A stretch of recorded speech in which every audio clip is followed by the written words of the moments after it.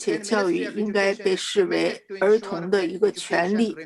我们在教育中呢，应该要排除各种这个政治化的这种趋势，那应该要让我们社会的所有方面能够保护起学校的安全，让孩子能够在安全的环境中学习，以便让我们的后代不要再承受我们今天所遭受的这些And I'm giving now the floor 挑战。to the last, 谢谢。 last speaker 下面 live, 请 Miss 今天这一节 Anthony 会的 Dennis 最后 Obua, 一个 Mr. 发 sorry, 言人发 from 言，他 Uganda, 是 Minister of 乌干达 Education and Sport.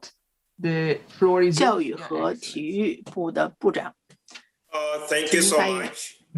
I convey to you all very 非常 warm 感谢。 and fraternal greetings 首 from 先， your 我 brothers 要 and 向 sisters in 你们 Uganda. 转达 As a country, 乌 our 干达 initiative 人 on 民对你 ESD 们 as 的 a new 这个兄 framework, 弟般的祝贺。 providing a roadmap for ESD beyond 为了 2019, 实现 and 可持续 aims 发 at 展的目 providing 标， a 我 roadmap 们遵守了 towards 遵照教科文组 contributing 织 in 制 the 定的路线 realization 图 of。这个 all 路 the 线图呢， 17帮助我 global 们能 sustainable 够 development 实 goals. 现 Uganda's 可持续发 ESD 展的 National 17 Action 个这个 Plan 最终的目 provides 标。 the basis for 为 the 此，我 new 们建立 National 了乌干 Education 达 for 的 Sustainable Development 相关 for 的行动计划。 2030 framework. This is a move towards positioning 在这个计划 ESD 中呢，也 at 包 the 括 center 就 of 是 SDG 2030可 initiatives. 持续发展的 The 内容 framework 纳入到 will guide 教育中去。 development of 这一 programs 个行 that 动计划 contribute 呢，可 towards 以 SDGs 指引 within 我们 all the 去 ESD 实 priority 现 areas, 一些具体的 integration of 行动， ESD in all areas 把 of 可持续 life, 发展呢 and 作为我们的 coordination 重 of 点， ESD 把它 programs 纳入 towards 到我 realization 们 of 的 all the 所有方 17面，同时呢， SDGs 加 in 强和 Uganda. 其他部门、其他 Uganda's 领域的合 2030作， ESD framework 以 will 便促 contribute 进 to 在乌干 focus 达实现这个 action 可持续 program 发展的目标。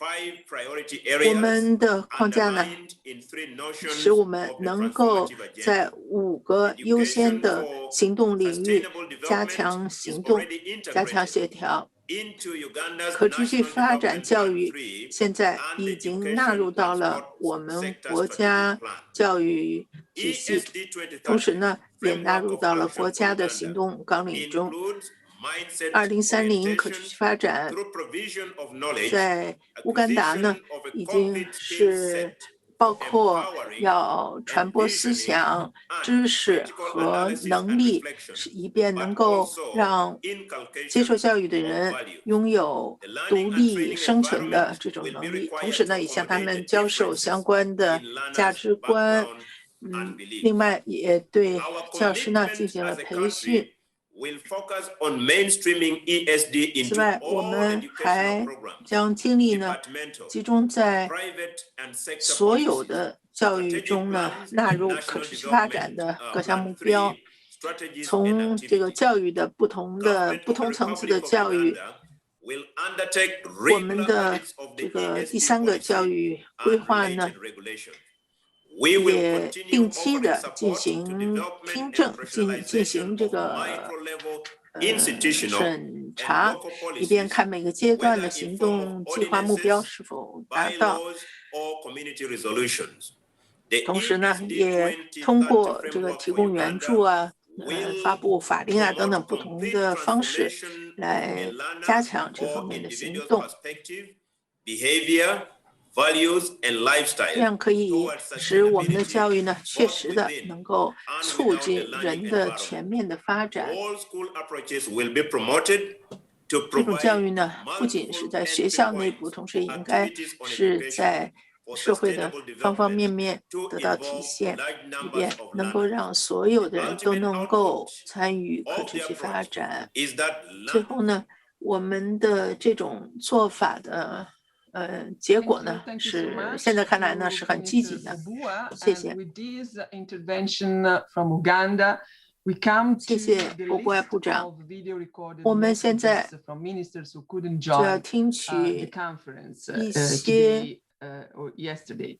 这个部 Starting 长 with 的 Cambodia, and it's a 视 pleasure 频 to 的发 give the 言。 floor to the Minister of Education, 昨天 Youth 呢， and 最后 Sport, 是柬埔 Mr. 寨部 Han 长 Chuan 发言。 Nurong. Excellency Chairman of the conference. 今天呢是从柬埔寨教育青年体育部部长开始。On behalf of the Cambodian delegation, I would like to 干 thank 事 UNESCO 女士、 along with the 大会主 Federal 席、女 Ministry 士们、 of 先生们， Education and Research 我代 of 表 Plenary 柬埔寨代表团感谢教科文组织以及呢德国的 with a 教 high 育 level 部 of political commitment and 邀请我们 determination. 参与教科文组织的 ESG 2030大会。我们 And continues to contribute 柬埔寨王 positively 国 to the 为 global 实施 efforts 可持续发展的各项目标做了全面的努力。 and no country 我们也参与了国际 And we 间 look 在这一方面 forward 的 to 努 join 力。 with other 是 countries 目标呢，就是 to 不落 promote 下一个国家， the 不落下一个人 of the Bali。 我们 Declaration 今天很高兴的看到， ESD 能够进一步的 dedication 在 for 柏林 sustainable 宣言的指导下 development， 为实现可持续发展的目标 into the 而 SDG 努力。 for 柬埔寨 2030在柬埔寨呢， and 可 the 持续 education 发 strategic 展 plan， 我们是全面的贯彻 教科文的路线图，尤其呢是关注可持续发展第4个目标的实施，同时也要在疫情期间嘛，让我们的教育能够更好的来适应疫情的特殊的情况，保护学校的校园的这个暴力。同时我们已经有30%的教师都已经注射了疫苗。另外呢，我们也努力使得学校呢能够满足社会和家长对学校的这个要求。我们重点呢是放在了这个幼儿和小学的教育，幼童和小学的教育。另外，我们也是把重点呢放在基础设施的建设，以及所有呢计算机方面的教育。第三，我们把疫情作为一个机遇来转型，采用新的技术，创造了很多的在线学习平台和教育频道，确保继续学习在学校关闭的情况下，我们去运用新的技术，并且用数字化来进行教师的培训。我们让我们的重视通过内容的改善来改善教学。我们对学校校长、老师都进行了培训，培养他们的能力来实施改革。另外，我们还确保特殊教育能力的提高，确保包容性，包括少数民族语言教学和残疾学生的教学。我们还提供奖学金，提供给贫穷家庭的学生，在贫穷地区提供学校供餐，并采取刺激政策来支持困难地区的教师。我们柬埔寨也受到气候变化和其他的影响，我们必须要进一步推进技术的进步，要加强创新、创意，为提供福祉，包括更好的教学和学习机遇。最后，我希望今天的大会能够拿出一个共同的框架，让各国区域和在国家区域和全球进行实施，能够加强。我们期待着与教科文组织在 ESD 方面进一步合作，能够有更多的机遇来促进可持续发展，造福于柬埔寨和全世界的人民。谢谢大家。Thank you so much. 谢谢 Minister Hang Chuan-Naron. 谢谢 Hang Chuan-Naron 看柬埔寨部长。现在我要请中国教育部副部长发言。尊敬的贾妮妮教育助理总干事，尊敬的各位部长、女士们、先生们，大家好，很高兴参加本次大会。联合国通过2030年可持续发展议程以来，中国政府围绕生态文明建设和可持续发展教育，采取了积极而富有成效的战略举措。一是呢，纳入国家规划，明确呢行动目标，按照协调绿色发展的理念，将生态文明建设作为国家发展规划的重点，以生态文明建设为重点，将可持续发展教育纳入国家教育事业发展规划，突出强调培养学生的环境保护观念、绿色低碳生活方式和危机应对的能力。二是修订课程教材，深度融入教育教学的全过程，将节粮、节水、节能、保护环境教育基本国策纳入品德、地理、生物等必修的课程教材当中，重点阐释绿水青山就是金山银山，人与自然和谐共生的理念，使全体学生掌握可持续发展的理念和基本的知识。三是健全激励机制，保障有效实施。在师范院校公共必修课当中开设生态文明相关课程，提高教师的生态文明素养。遴选生态文明建设的示范区，作为学生研学旅行的基地，开展国家级教学成果评选，对优秀的生态文明教育教学成果予以奖励和推广。面向未来，我们应秉持人类命运共同体理念，促进可持续发展教育领域国际合作，加强经验交流与互鉴，推动优质教育教学资源共享，为顺利实现联合国2030年可持续发展目标做出更大的贡献。谢谢大家。Thank you so much to 谢谢 Mr. Zhang Fuji, China. 郑富之副部长。现在我要请教育和文化部长，来自塞浦路斯布鲁多姆部长发言。位阁下、女士们、先生们，教科文组织可持续发展教育2030路线图是一个很好的机会，让我们作为会员国、作为社会、作为个人，能够去应对变革的挑战，在优质教育和促进可持续发展目标的指导下，来创造一个更有抵御力、更健康、更繁荣和更可持续的世界。塞浦路斯共和国欢迎教科文组织2030可持续发展教育路线图的发布，确保一定会支持其在国家和区域一级的实施。我们都有相关的倡议和政策，是关注实现可持续发展目标，在2020和2030年之间去实施可持续发展教育，有一个全球的框架。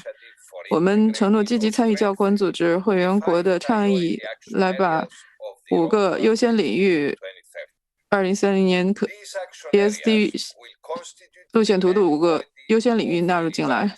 这些优先领域是我们2030年可持续发展教育国家计划修订的主体，将会让我们加速采取行动，把可持续发展教育纳入到政策机构和社会中，希望把可持续发展目标4以及其他的可持续发展目标结合起来。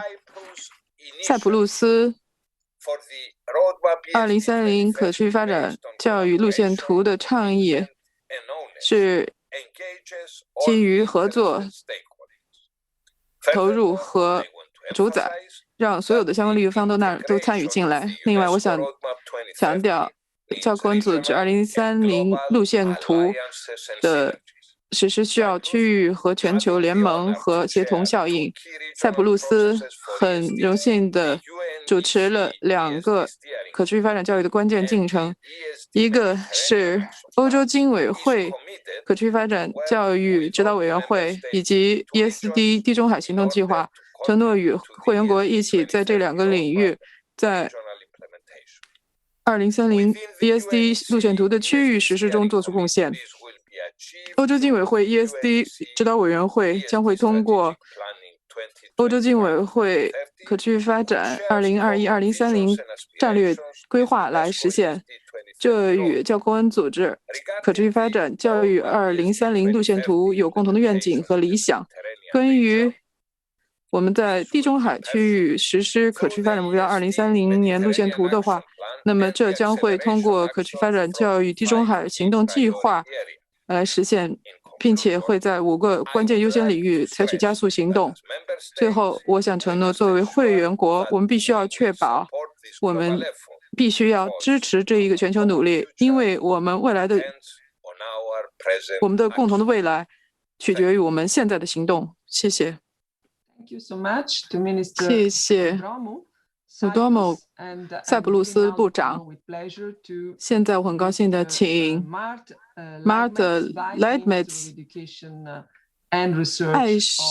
爱沙尼亚教育和研究副部长。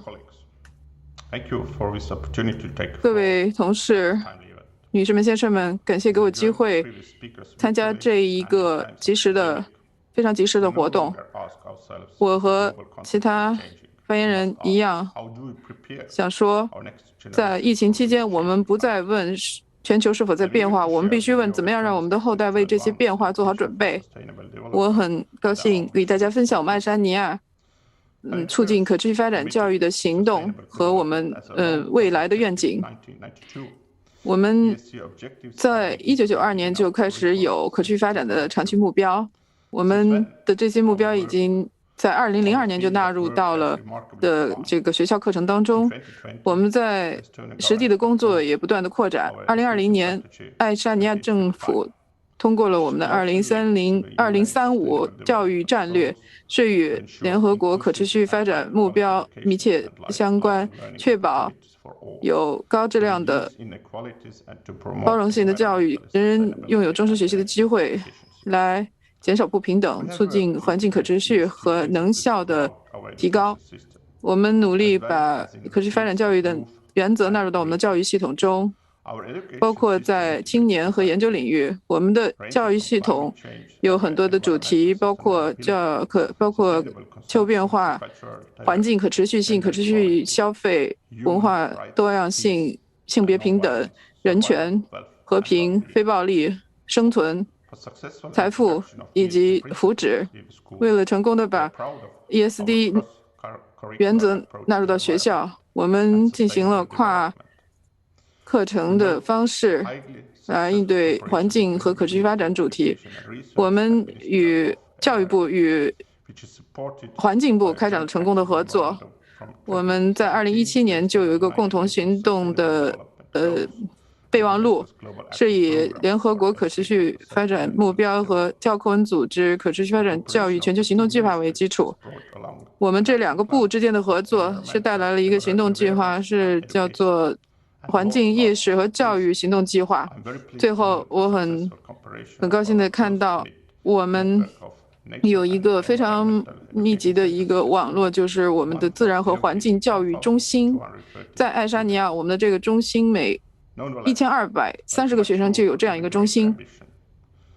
但是呢，我们还应该有更大的雄心，我们必须要改善对教师和学校校长在可持续发展教育方面的培训。我们还必须要扩展课外的活动和课外的教学。最后，我相信在关于可持续发展教育各部委和高校之间的合作还可以上一个台阶。感谢给我机会分享我们的经验，我也期待着听取你们的经验。我们协同努力，一定会实现我们共同的目标，就是2030可持续发展教育。谢谢爱沙尼亚的副部长。现在我们请加纳亚乌兹阿杜杜加纳教育部长发言。各位阁下、女士们、先生们，加纳代表团要祝贺教科文组织以及德国教育和研究部以及德国全委会组织了这一重要的活动，主题对加拿大说非常重要。我们政府在地方和在国际上都承诺实现 ESD， 我们签署了一系列重要的国际文书，包括可持续发展目标以及巴黎气候协定。我们在当地加拿大有中期的发展政策框架，强调了 ESD 的关键领域，也是在我们的财政经济部长的关注之下。在教育部，我们是非常支持 ESD， 我们最近改革了我们的中小学的课程，是希望改善学习成果，帮助我们加拿大的学生拥有21世纪的技能。我们有一个必修课程，就叫做《我们的世界，我们的人民》，已经低年级引入来加强 ESD。另外，我们也提升了我们的教育学院，变成颁发学位的学校，能够让我们的老师能够更好的为教育和课程的改革做出贡献。我们清楚地知道，气候变化现在威胁着人类。我们世界的资源现在也被气候变化威胁。根据立马行动计划，我们正在实施加纳行动计划，是在教科文组织人与生物圈计划之下。我们的 Bottom Day 生物圈现在正在受到当地地方法规的保护，这些法规是根据该流域的人们的知识和做法来制定的。我很荣幸是担任了这个领域的议员。在6月11日，我们政府呢计划在1天之内种500万棵树，作为绿色加纳计划的一个初始活动。我们将会，我们的学校会积极参与。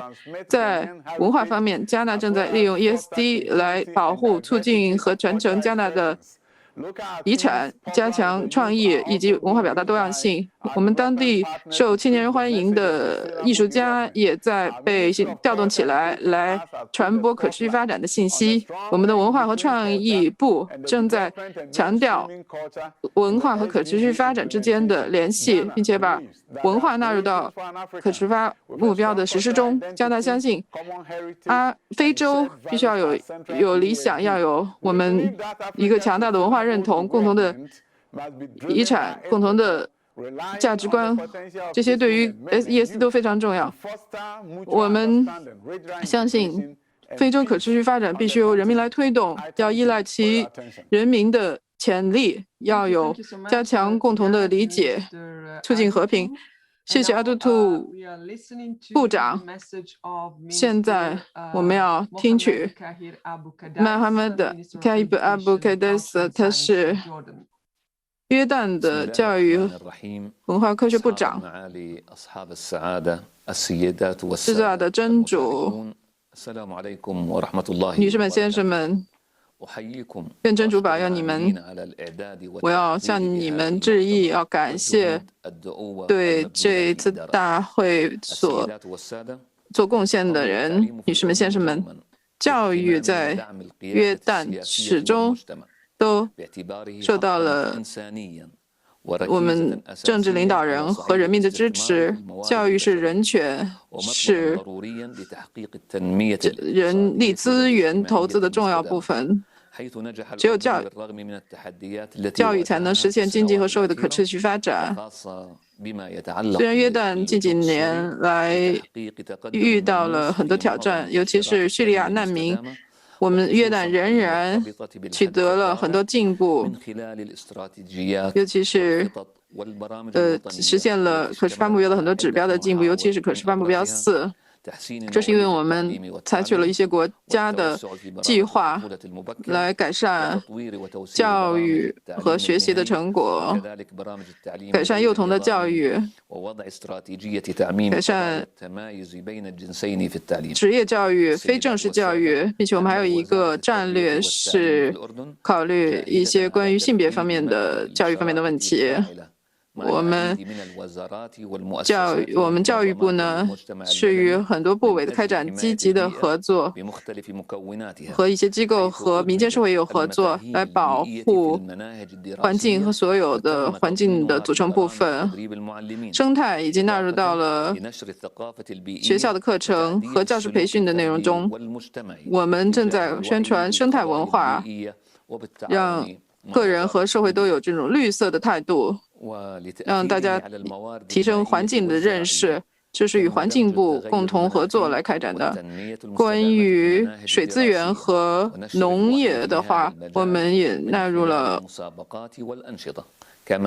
关于气候变化和环境方面的这个内容，采取了一些考试和活动。我们联系学校，也是加强我们关于采取的一些这个活动。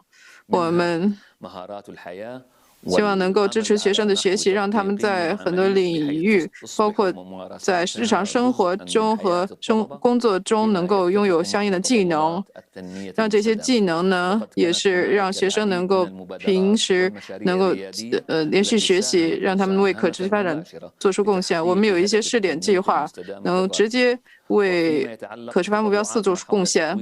我们要制定一些计划，在教育领域来进一步的推进 SDG 4的实现。我们教育部还在采取比较的行动，来让我们学生能够有实际上需要的技能，包括在教师培训和学校教育方面。我们向金主祈祷，给我们重要的手段来实现所有这些愿景。谢谢。谢谢。谢谢约旦的部长。现在请吉尔吉斯斯坦教育科学部的副部长Nadira Jubikova 女士发言。很高兴参与这次教育可持续发展大会。在2015年的时候，联合国已经通过了全球目标，在它的关注点是可持续发展、保护环境和社会的福祉。我们在这里有5个主要的起点：保护人和地球，保证繁荣和和平。我们需要这个高质量的教育，我们需要呢教育能够让我们贯穿于整个人的生活之中。2020年必须要保证所有的学习者呢都能够有足够的技能技巧，那这是以适合可持续发展和可持续的生活方式。为此呢，我们也需要和平文化、性别平等和非暴力这些重要的价值。全球公民以及更好的宣传文化多样性。吉尔吉斯斯坦共和国也指出了一些教育计划中的工作重点。首先包括获取初级和中级的教育，平等获取初级和中级教育。我们必须要有足够的技巧技能，保证文化和语言能力多样性。那还有我们工作的几个重点领域，我们制定了政府的基础教育和中等教育的标准，主要是要进行宣传，希望呢有更具体的技巧。这也是在国际层面我们做出的工作。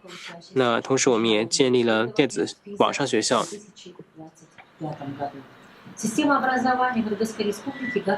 中包括呢PISA 体系给我们颁布的建议书，我们也在不断的努力支持国际社会。谢谢，谢谢吉尔吉斯坦副部长尤斯贝科娃女士的发言。现在请马耳他教育部的部长 Justin Gondwana 女士发言。首先，感谢教科文组织召开这次重要的会议。那我也欢迎教科文组织这次会议的范围和目标。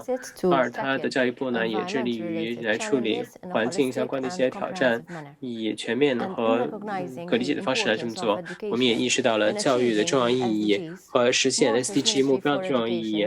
马耳他教育部呢，在制定一个教育计划和国家教育可持续发展战略，这是和联合国经社委员会谈到的欧洲教育战略相关的。除此之外呢，我们也强调了社区的各个不同的领域。我们建立了具体的目标，专门的目标，当然强调了如何去检测实现的进步。和怎么样去评估，看看有什么样的后退的情况。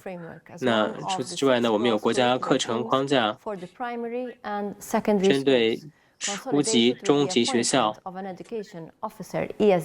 那还有 ESD 专门的这个官员，他的目标就是将 ESD 加入各个不同的教育计划之中。除此之外呢，我们还增加了高等教育之中呢这种 ESD 教育的重要内容。同时，我们还采取了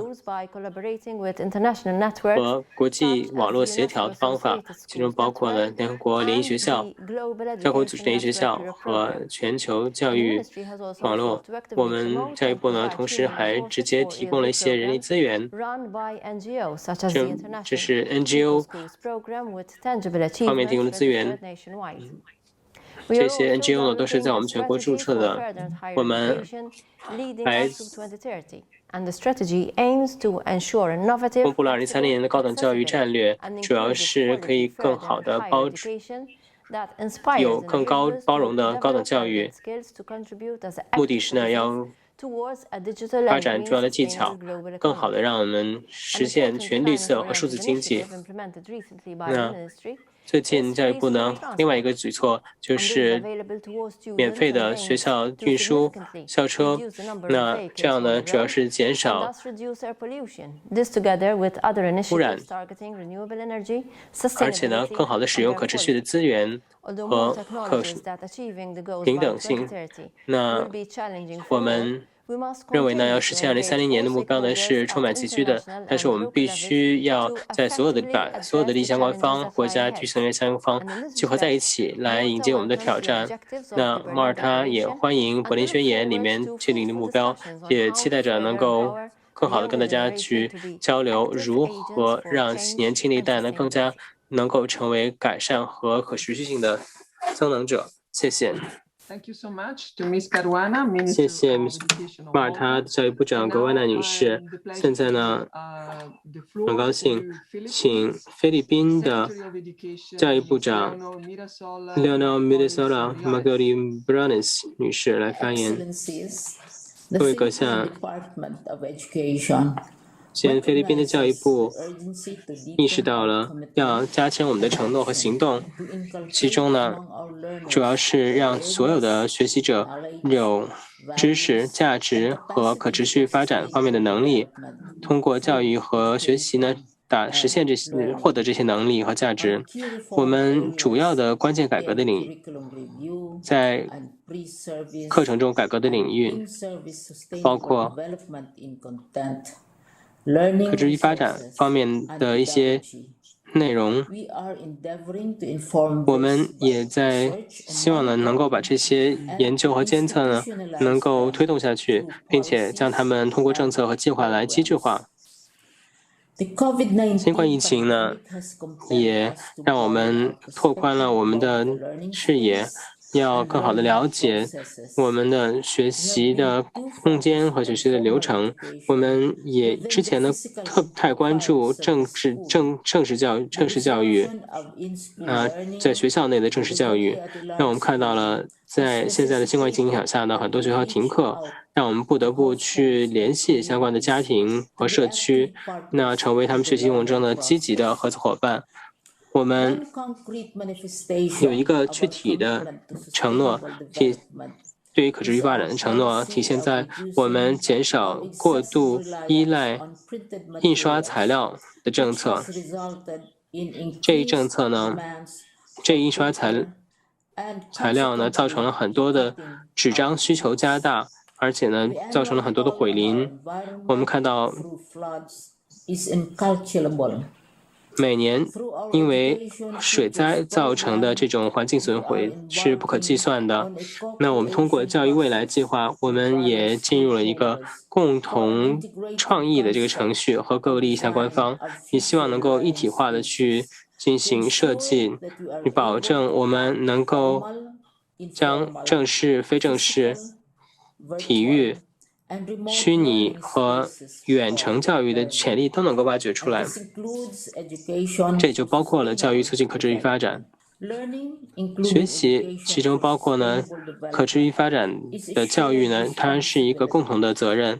我们必须要将规划和资源结合在一起，保证呢我们能够将各个学习的空间。正式、非正式的教育、体育，实体和这个在线教育和个人和远程教育呢结合在一起。他们要支持社会和积极的学习，可以提供这个学习的资源，让学习更加有效。那这也是我们的重点领域5，他谈到了，它只是5个重要领域的之一。但是呢，更重要的是，这一领域呢需要和所有领域的实施息息相关，尤其是有关青年人。我们也召开了包容性的高质量教育的论坛，或者是叫 Educ Forum。那它的参与者呢，包括政府机构。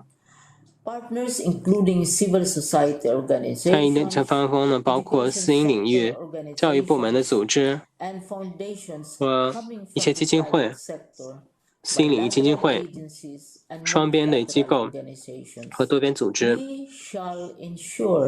我们必须要保证教育促进可持续发展将会是我们这一领域的关键工作。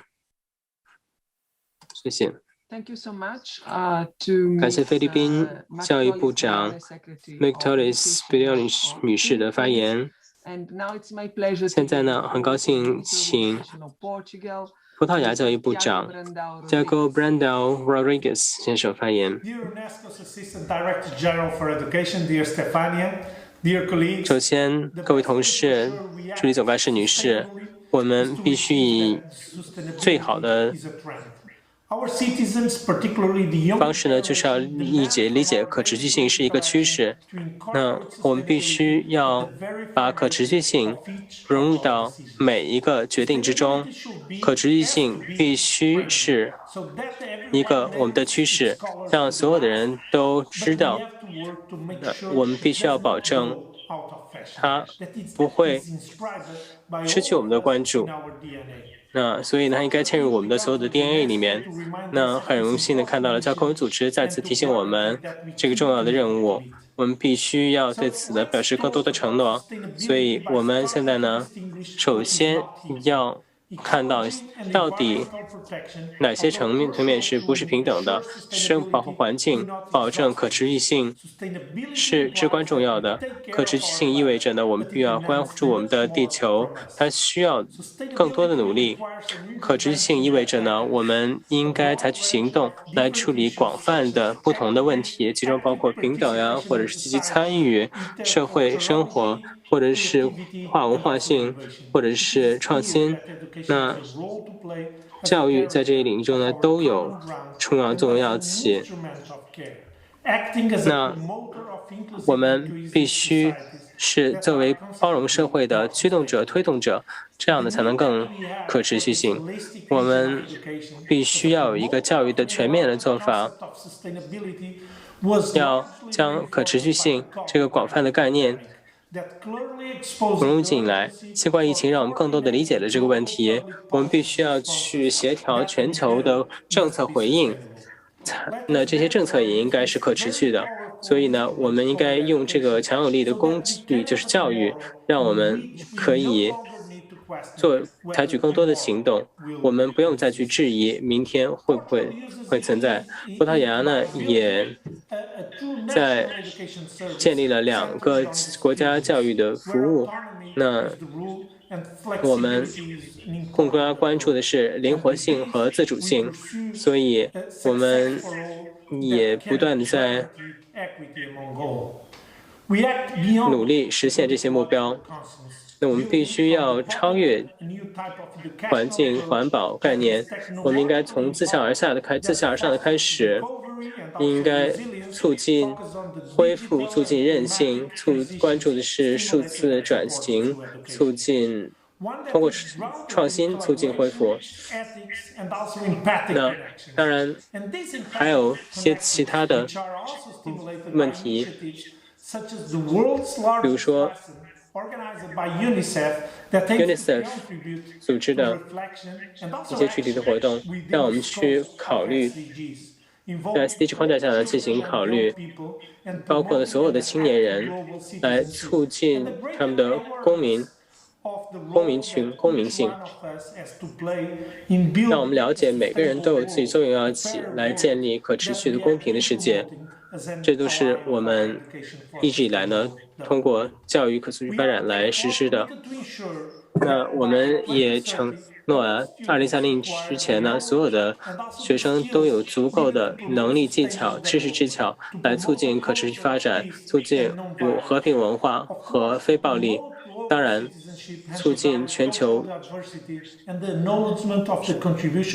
文化多样性，以更好的去共同的繁荣发展，这也是我们不能够失败的。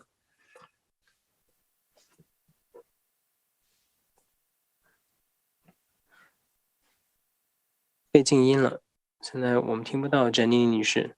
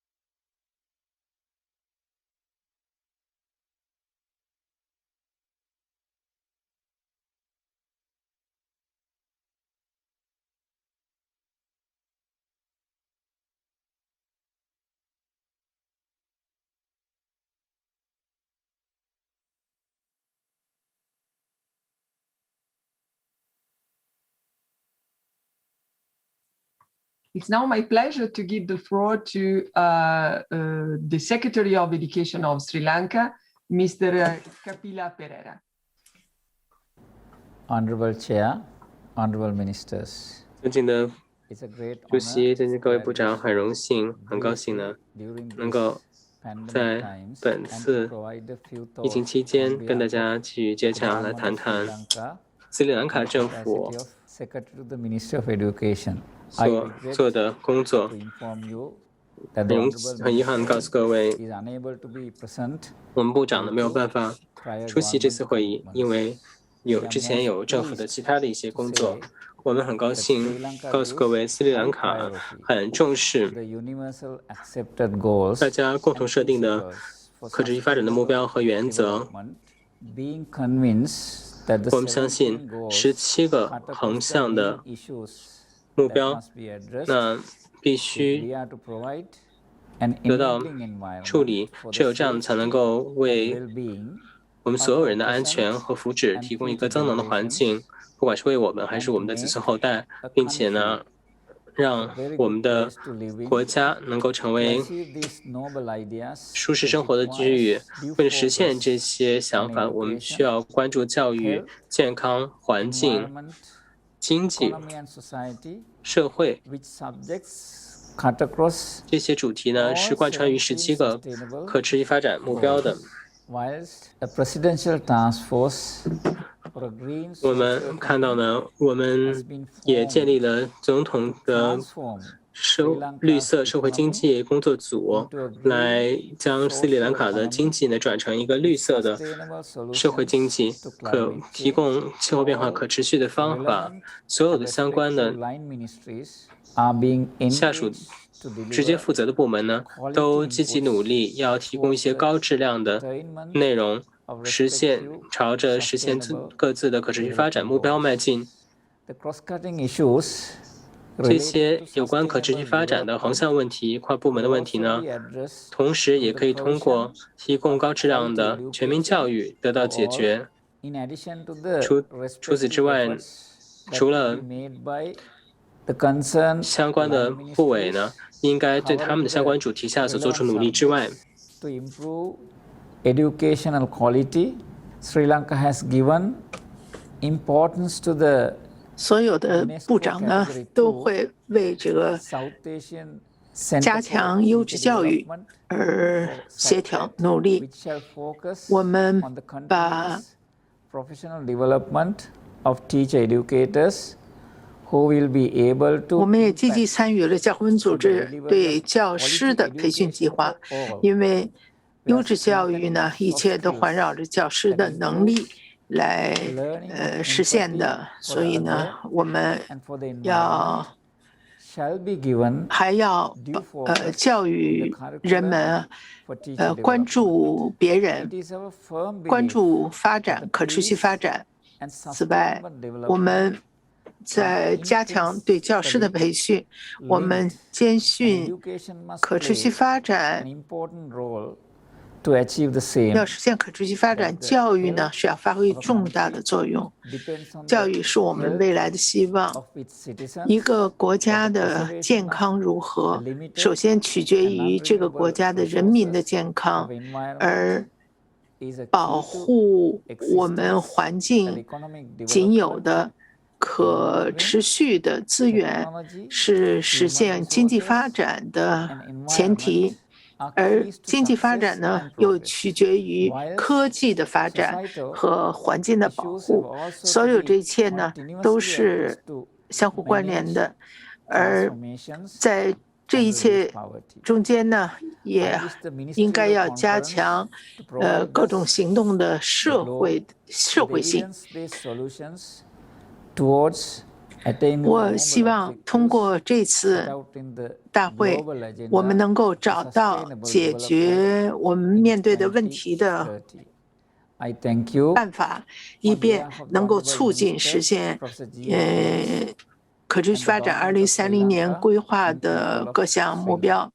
为此，我国政府相当的不满，这就是我国政府和教育部想要说的话。谢谢。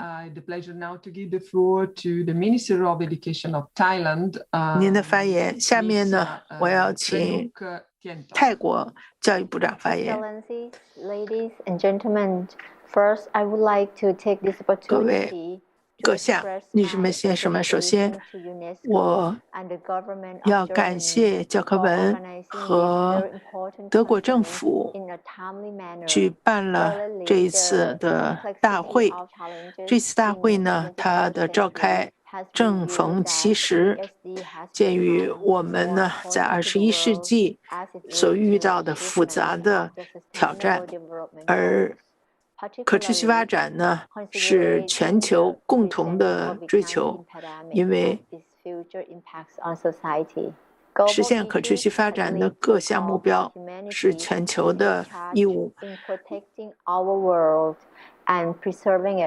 尤其是在我们经受疫情的情况下，我们要尽力的实现可持续发展，以便为我们的后代造福。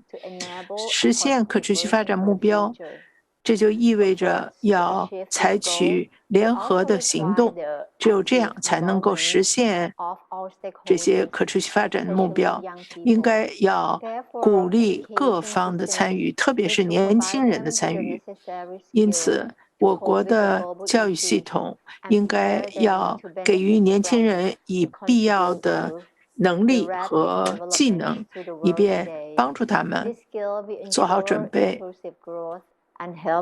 适应世界飞快的变化。教育应该是包容性的，以便实现可持续发展的17项目标。泰国非常重视可持续发展的理念，因为这个理念呢，在我们国家是深入人心。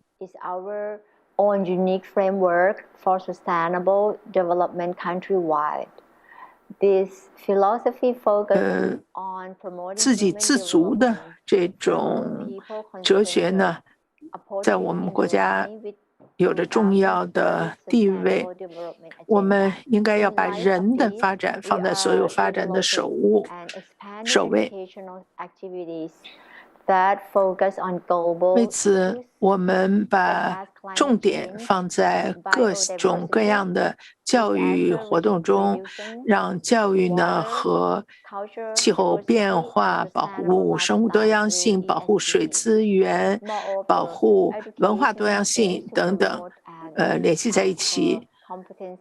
正是因为有了可持续发展的目标，使得我们在教育中呢，更加重视人的能力的这个培养，让人呢具有应对各种不同的变化和发展趋势的能力。应该要让他们有必要的价值观，而且能够在面对挑战的时候有这个有应对的能力。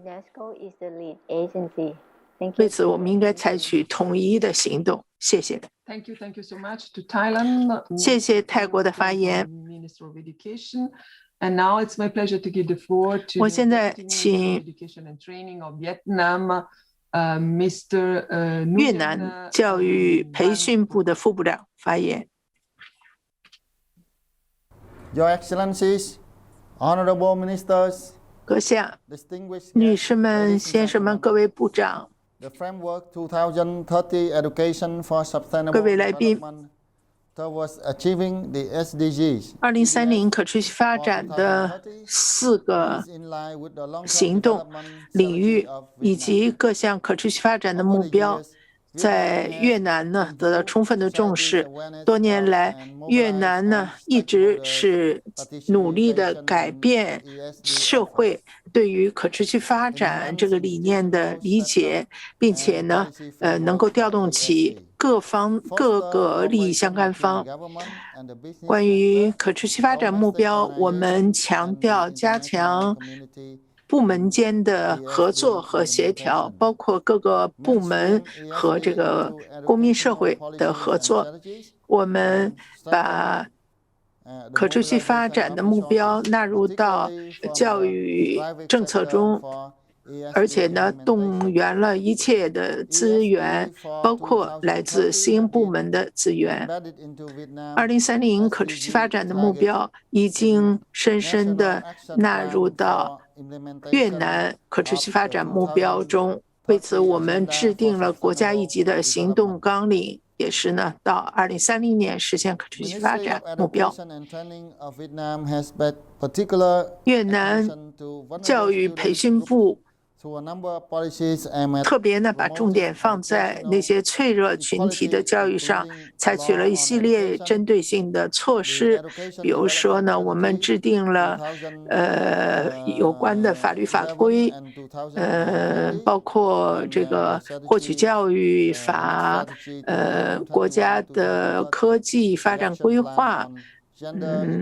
此外呢，我们还有一个行动规划，这是涉及教育领域的平等，也是从这个2021到2030年。我们希望呢，2030年的可持续发展能够更多的和我们本国的那些行动啊结合起来，这里边包括呢要制定发展的政策，加强教育和这个年轻人的这种交流，在这个地方一级加强合作等等。鉴于我们从这个国家最高层就积极地参与到实现可持续发展目标的努力中，所以我们坚持呢要做努力，以便能够让我们越南的年轻人以及世界的年轻人能拥有一个更好的未来。鉴于我们这个所在的部和越南的民间社会啊，要紧密的进行协调，不落下一个人，坚持不让一个人掉队。我们呢要进一步的促进在这个柏林宣言中提到的各项的目标。我祝大家身体健康，谢谢。谢谢越南教育培训部长的发言。下面我高兴地邀请委内瑞拉部长发言。我非常荣幸能够参加这次大会。我们代表呢波利尼亚和所有的我们的这个不同的社区，向大家呢表示致意。我们是为了实现2030年可持续发展愿景而走在一起的。委内瑞拉呢面对着很多的这个挑战，但是我们和有来自其他一些国家和来自欧盟的这个一些压力，这使得我们呢必须要更加的团结起来。我们呢要面对外来的那些挑战，因为由于这个外来的压力啊，使得我们受到了一些挫伤。委内瑞拉非常高兴能够参与这个大会，而且我们也会为实现可持续发展第4个目标做出努力。我们在意见交流的基础上，能够呢更好的协调全球的行动。在目前疫情肆虐的情况下，很多的机构，包括儿基会，包括教科文组织，我们呢要和这些机构啊紧密合作，以便实现可持续发展的愿景。为此，我们也制定了国家一级的计划，把这个可持续发展的理念贯彻到教育的每一个层次，而且呢免费的向我们的儿童提供教材书籍。我们教育部呢也在不断的努力来促进人们对于气候变化、保护环境等等方面的挑战的了解。我们也建立了100年森林，以及呢这个让大家呢体会到每种植1棵树都是为我们国家的和平、安定和这个和谐做出贡献。我们呢也开展行动，促进多元文化的发展。此外呢，我们也认为保护人权、保护人的文化权利，保护这个儿童的教育权，保护呢教育的性别平等等等。委内瑞拉比以往任何时候都更加关注可持续发展目标的实施。我们将要给教科文组织呢提供我们一切必要的支持。谢谢委内瑞拉部长的发言。现在我们要听取的是最后的网上的在线的部长们的发言。首先呢是卢森堡这个教育环境保护部的部长，谢谢主席。我今天在这个大会发言是作为这个环境气候变化部的部长，同时呢也代表我们国家教育这个妇女儿童部事务部部长发言，因为他有别的安排，今天不能来。2030年可持续发展的17项目标的实施呢，已经在卢森堡，在2019年的时候通过一项政府的这个法律纳入到我们的教育中。这个计划有这个100章，这里边呢包括要可持续发展各个方面。为此呢，我们环境部和教育部的合作是至关重要的。首先要这个对广大的民众进行宣传，以便呢能够让民众，特别是年轻人，对气候变化有所了解，提起重视。此外，保护环境的可持续发展，我们也制定了一个计划。有一个刊物，这个刊物呢主要针对学校，向学校的学生、教师等等提供。这里边呢，不断的在介绍有关卢森堡在这个领域中行动的情况，以及呢每个人在这个行动中能够做什么。我们还制定了一个保护环境的计划，这个计划呢把宣传民众和教育放在首位。此外，在2007年的时候，我们也制定了一个保护自然环境的计划。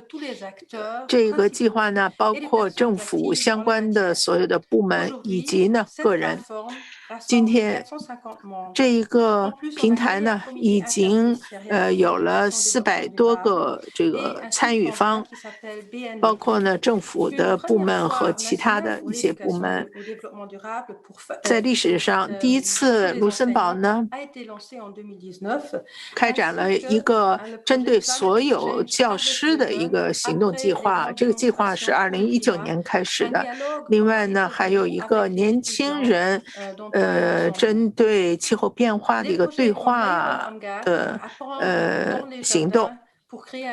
此外呢，我们还有一个保护我们的这个花园的这么一个行动计划，以便能够呢通过这些行动让民众对气候变化和环境有更多的了解。此外，环境部和教育部也制定了一系列的培训的计划，也是在可持续发展的领域。所有，另外呢，我们还有一个新的这个部门，这包括呢对可持续发展和环境保护进行设计。我们有一系列的教材和视听的这个材料，来加强这个环境和应对气候变化。Merci beaucoup, Madame la Ministre. 感谢您的发言。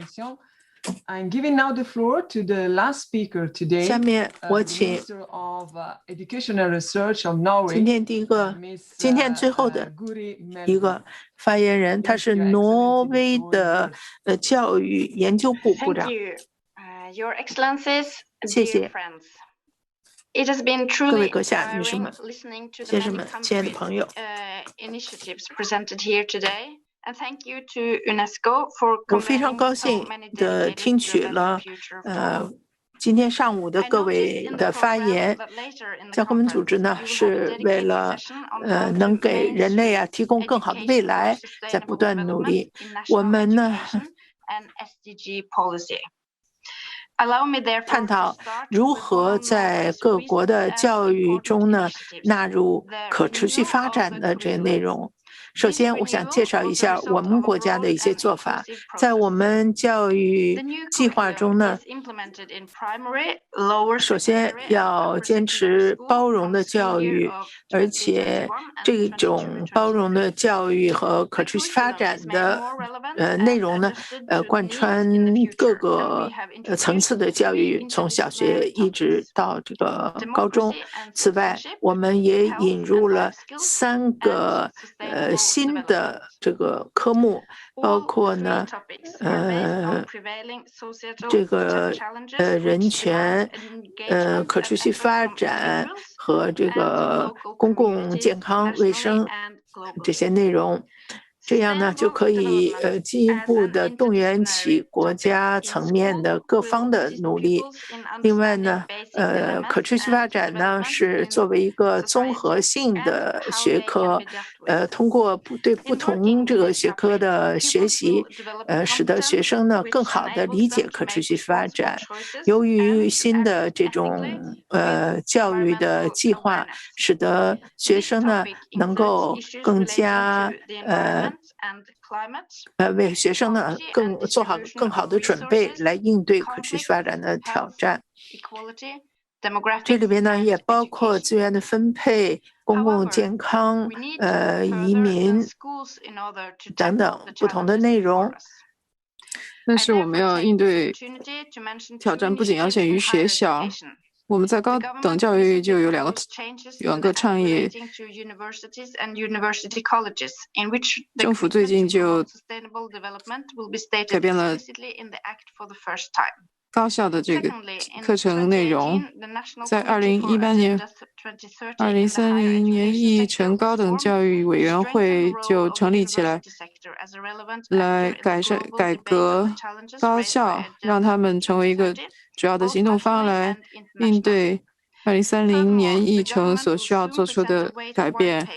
我们政府还发布了一个白皮书，是关于30年可持续发展目标，其中教育是个主要的组成部分。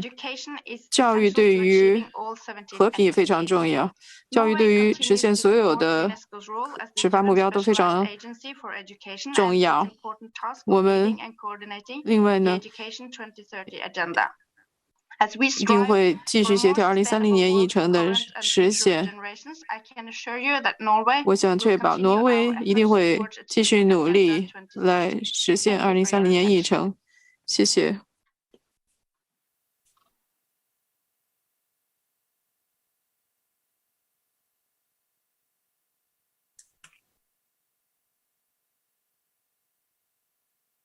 助理总干事的麦克风被关掉了。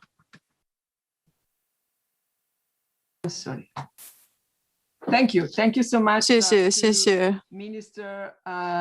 挪威的部长是第2轮部长圆桌会议的最后一个发言人。我要提醒大家，有80多个政府都介绍了他们的战略，介绍我们的公民怎么样可以向我们的地球来学习。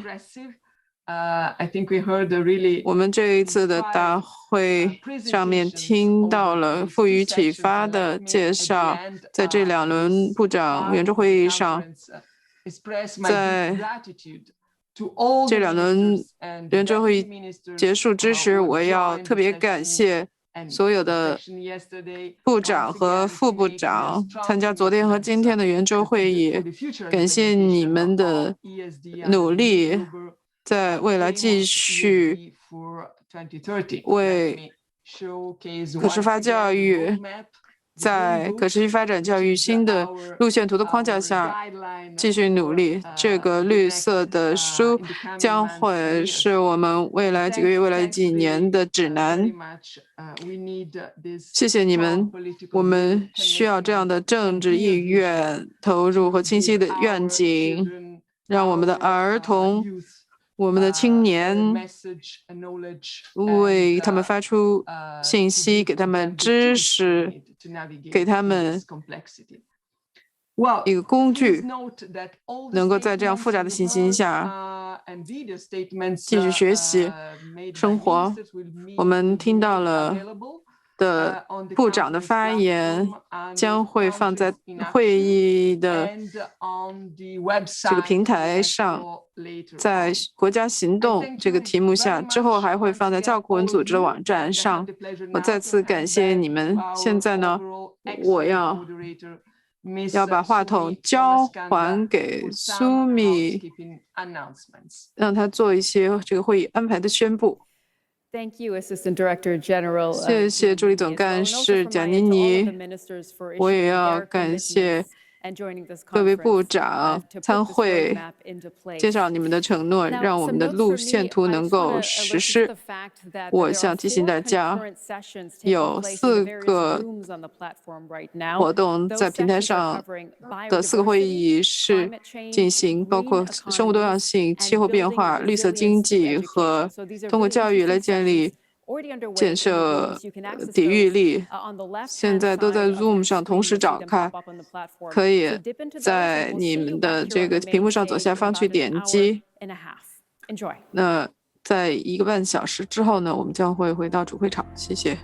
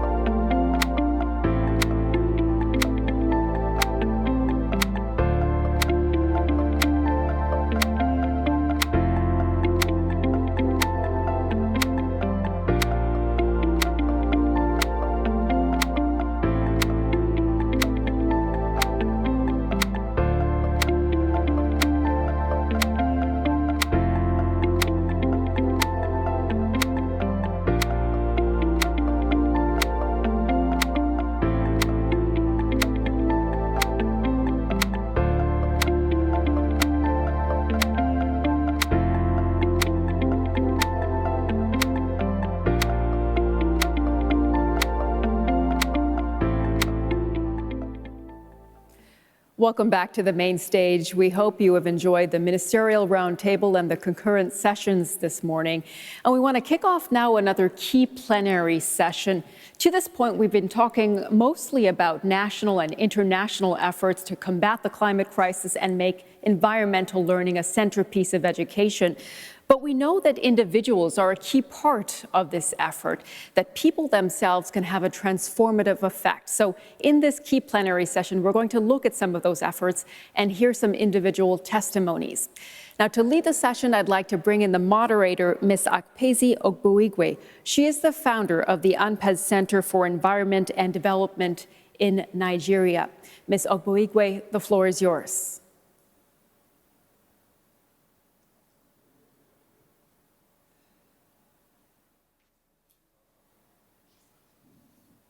Thank you, Ms. Sumaskanda.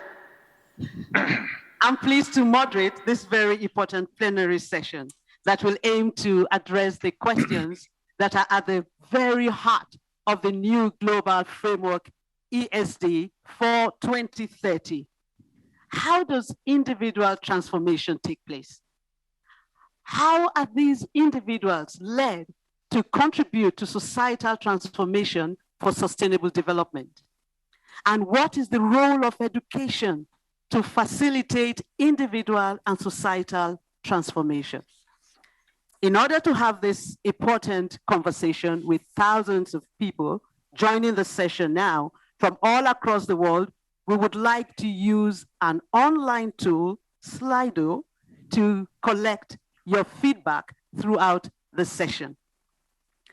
Now, please, I would like to ask everyone if you can open your browsers on your phone or laptops, then navigate them to slido.com. I mean, all you need to do, just input or write on the browser, slido.com. Tell them to, have you done that? Then you will see a code, a place for event code. Slot in 257926.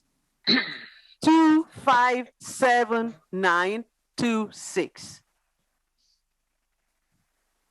Now, let's do a short test round. If you are now logged onto the slido.com page, you will see a test question. And the question one, Slido question one, is what is the word transformation in your language? What is the word transformation in your language? Please type in your response to test how it works. Yes, go ahead. The word transformation in your language.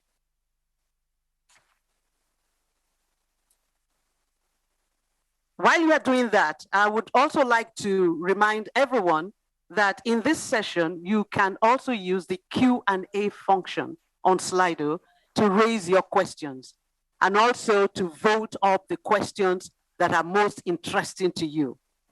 We will try to address some of the most voted questions at the panel discussion.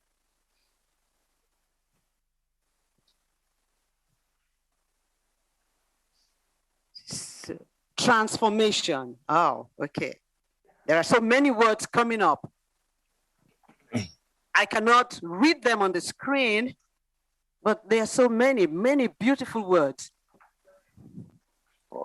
For me, in my language, it is ekurere, which means a complete turnover, a complete transformation, a complete change.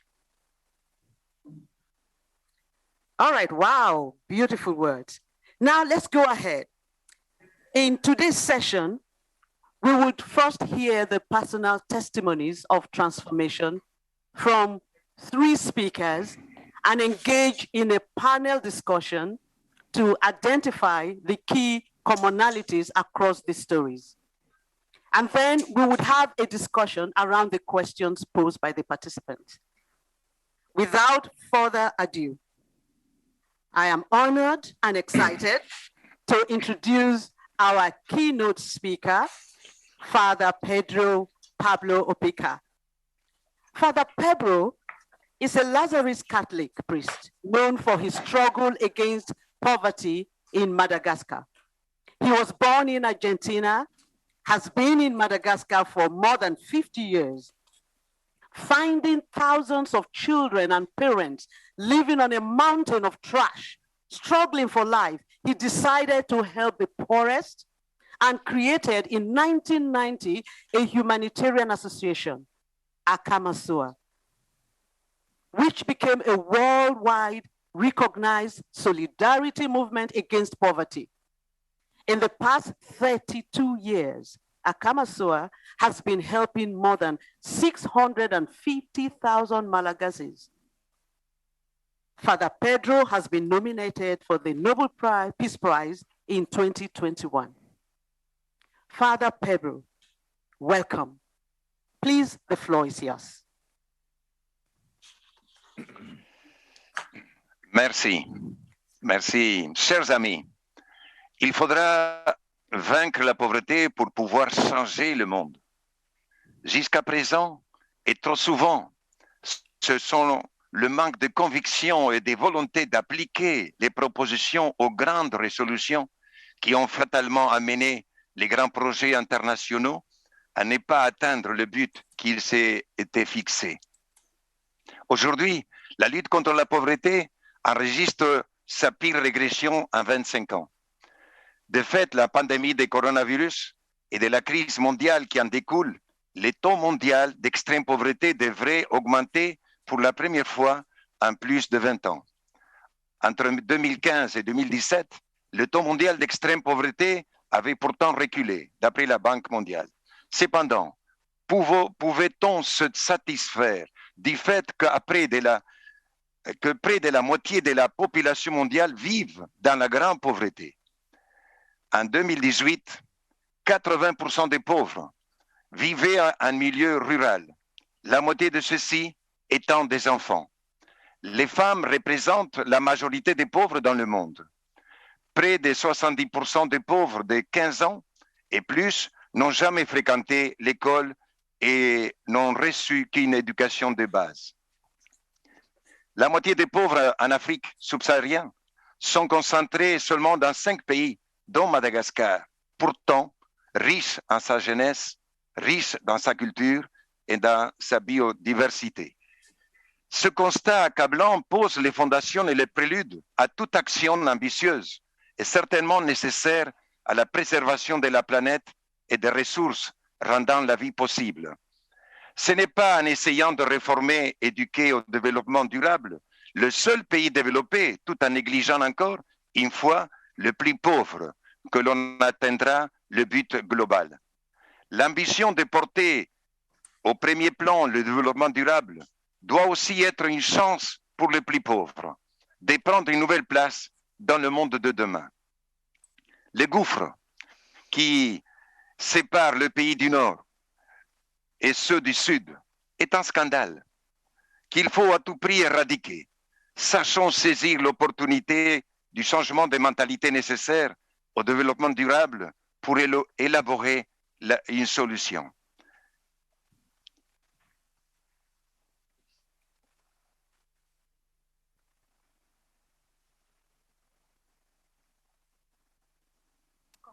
Next slide.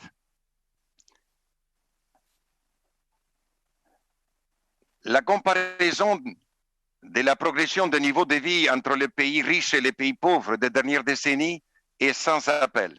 Et cet écart insoutenable doit être corrigé sans plus attendre. Il en va de l'équilibre du monde.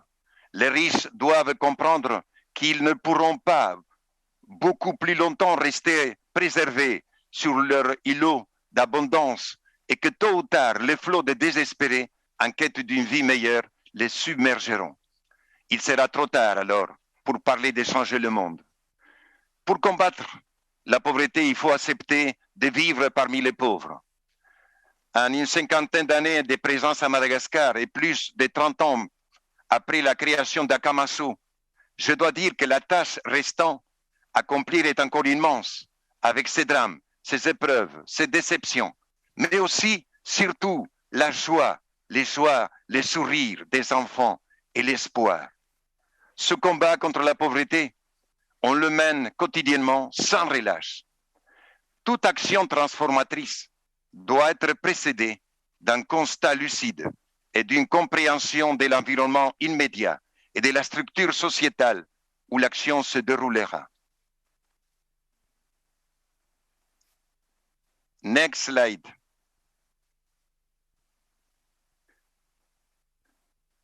Pour Akamatsu, ce fut une décharge où survivaient des milliers d'êtres rejetés et abandonnés de tous, dans des conditions indignes et inhumaines. L'action transformatrice doit être une action de terrain, une réalité palpable et compréhensible par tous, et non pas une application théorique, s'épayant de mots et sans effet concret sur le quotidien. Next slide. Elle doit se dérouler et être mise en place au plus près de la population, être intimement liée au quotidien et aux réalités des personnes. Parmi les actions immédiates qui permettent à terme d'atteindre les buts d'éducation des populations, il faut citer l'accès au travail, à un logement décent, à l'hygiène, à l'eau potable, à la santé. Qui peut forger des plans d'avenir sans un revenu fixe? Next slide. Sans la responsabilisation des personnes et leur adhésion forte au projet, il est illusoire d'espérer atteindre d'autres objectifs. La reconquête de la dignité humaine dans l'effort et la solidarité génère un changement de regard sur soi, un changement du regard des autres, de la fierté, une nouvelle identité forte et originale, porteuse d'espoir et de perspectives d'avenir.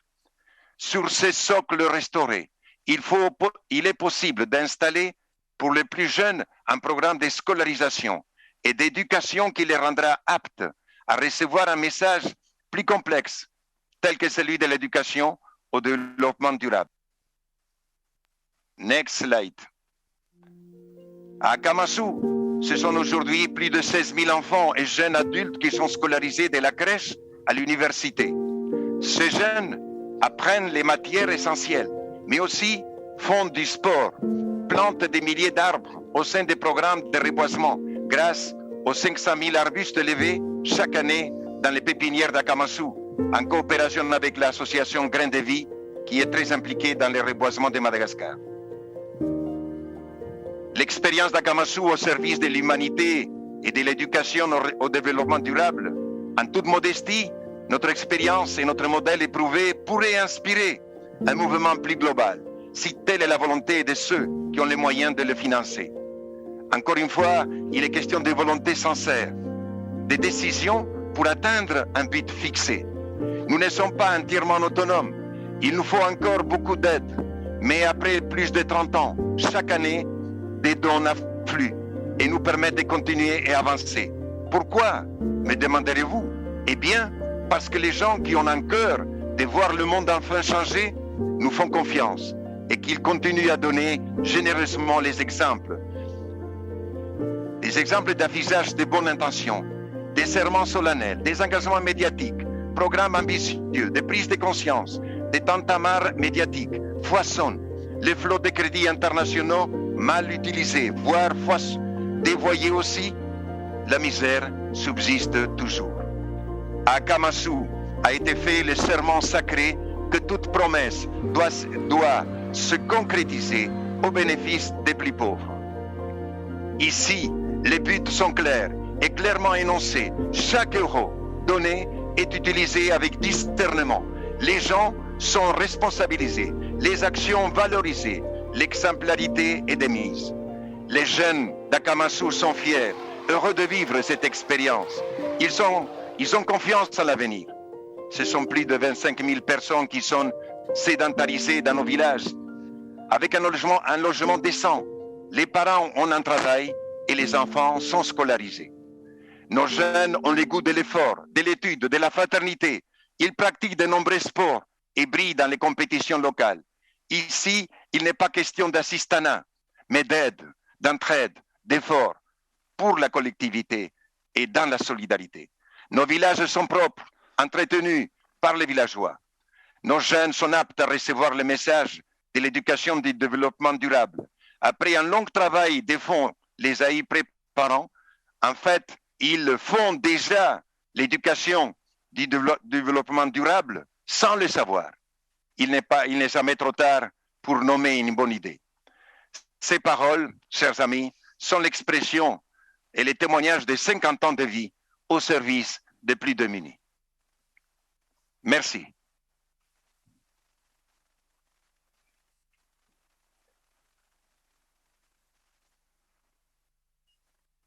Wow, that was fantastic. 16,000 children from poverty, from primary school to universities, 5,000 people put in decent housing from one man, one foundation. Thank you very much, Father Pedro, for the inspiring testimony. Your message is loud and clear. In order to transform things, we need to walk on the ground.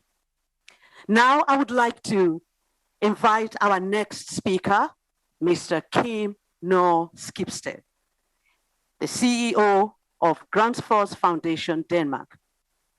Kim is a former political activist and has, through his life, worked in politics, NGOs, media, communications, and the private sector to support and promote diversity, pragmatism, dialogue, and sustainable development.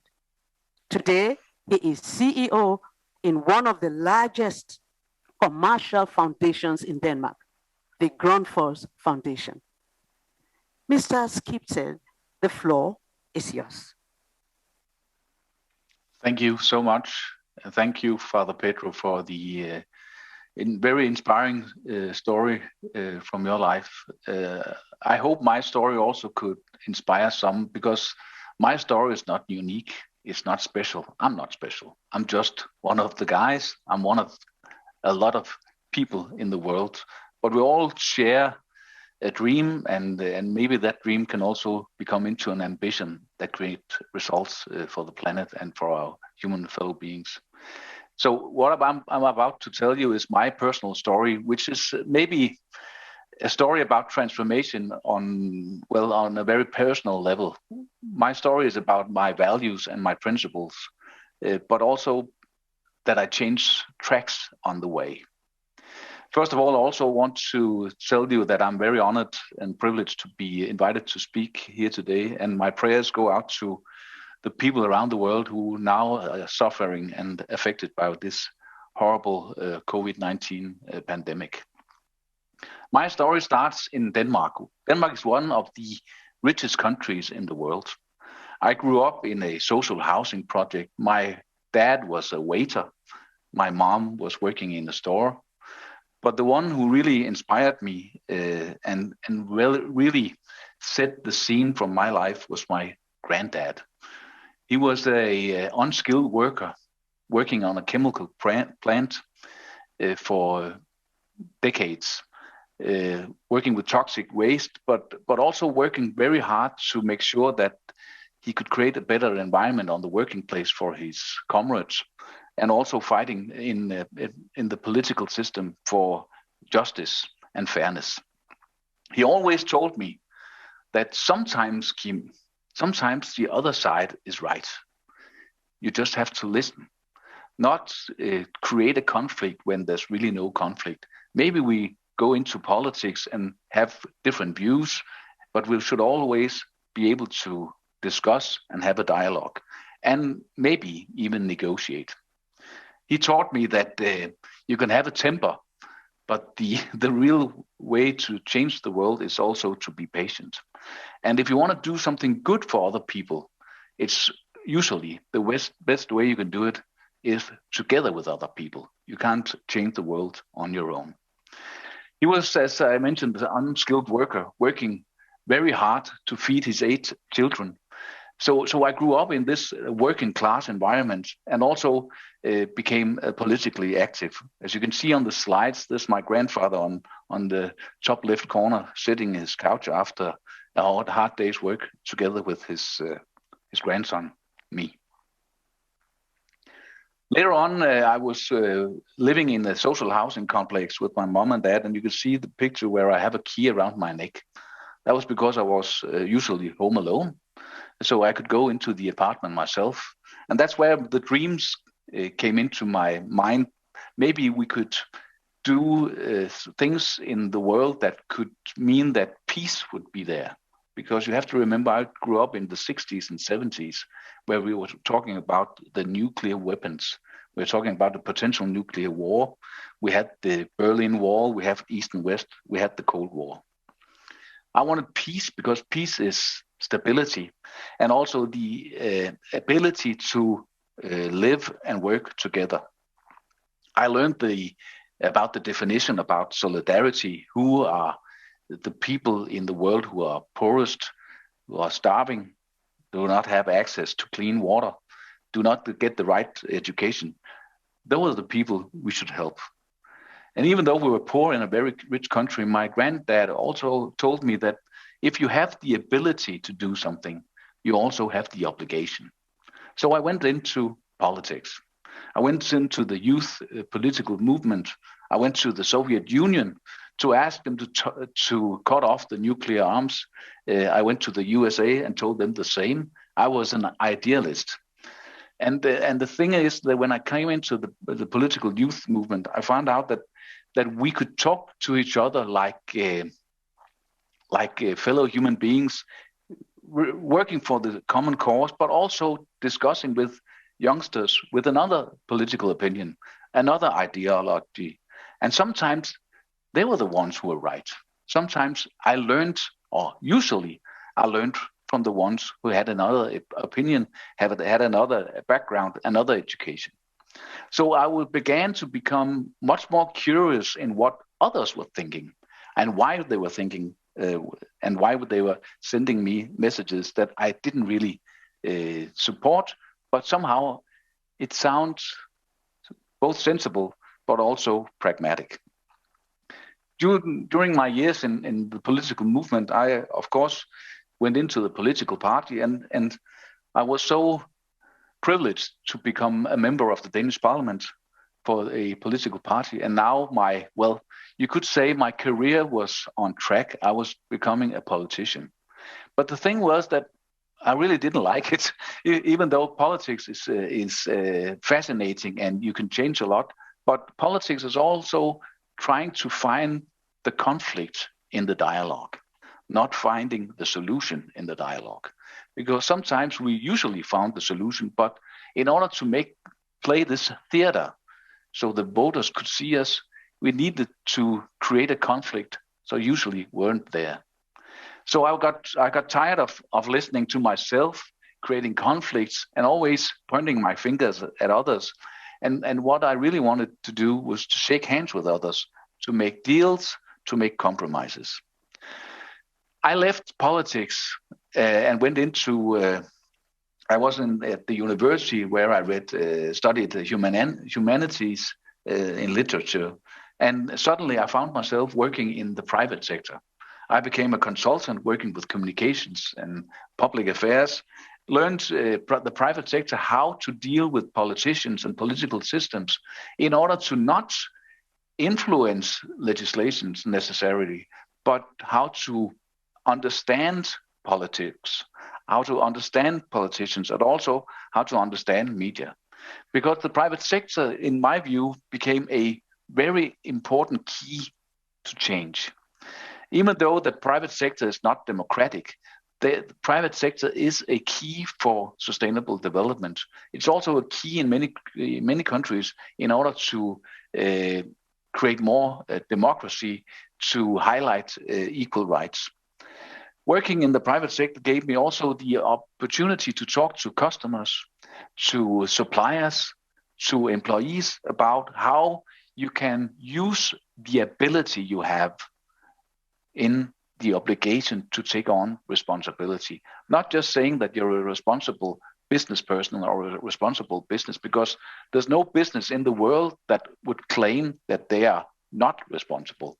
Everyone would say that they're responsible. But taking on responsibility is another thing, just like Father Pedro has done. and creating the change needed. So suddenly I was working with in retail, preventing a rainforest in South America to be chopped down, trying to convince customers to be more ethical in their consumption and try to look for brands that were made with a sustainable target as well. Not just consuming goods, but consuming the right goods, the good goods. I find myself suddenly standing in, as one of the pictures also showed, standing in the Senate in the United States, talking about how the United States could take on a larger role in promoting sustainable development, promoting the climate agreement from Paris and taking a greater part of that. I went to India and China and told them the same.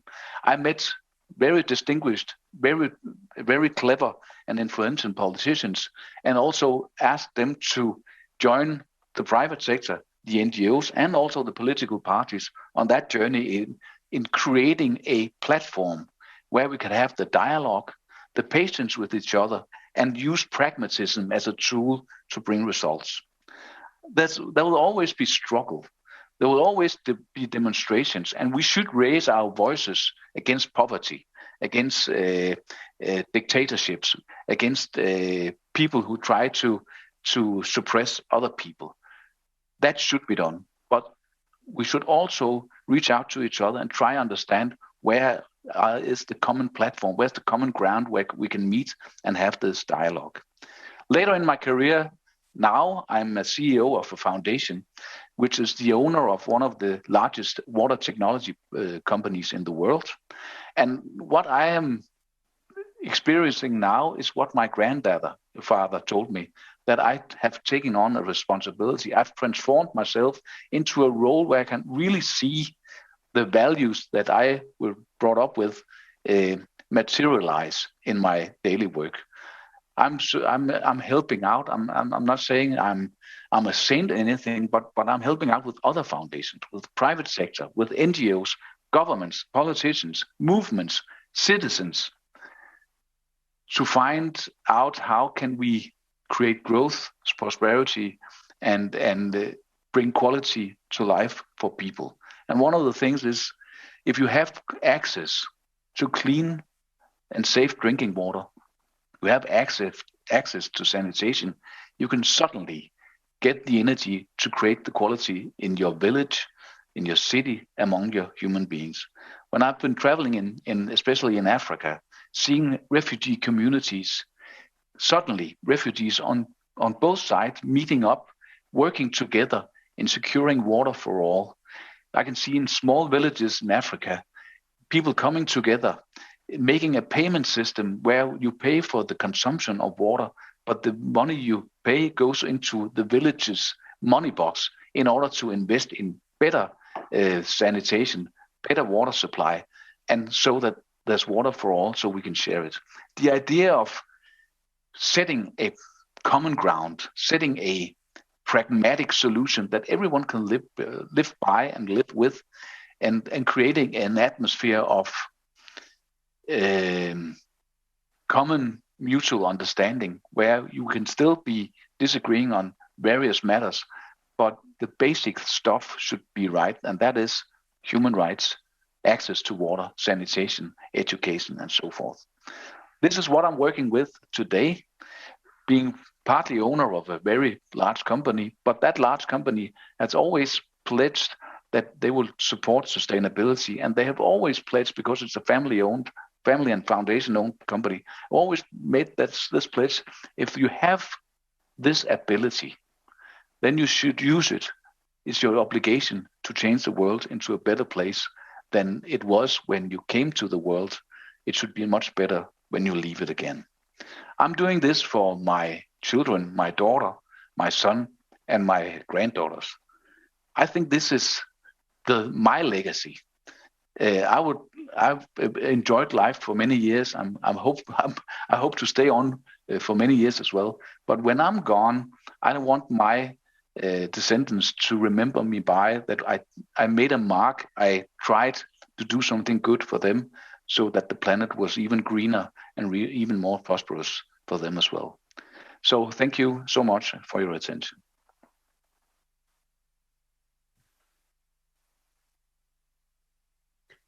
I am not special. That's what Kim started with.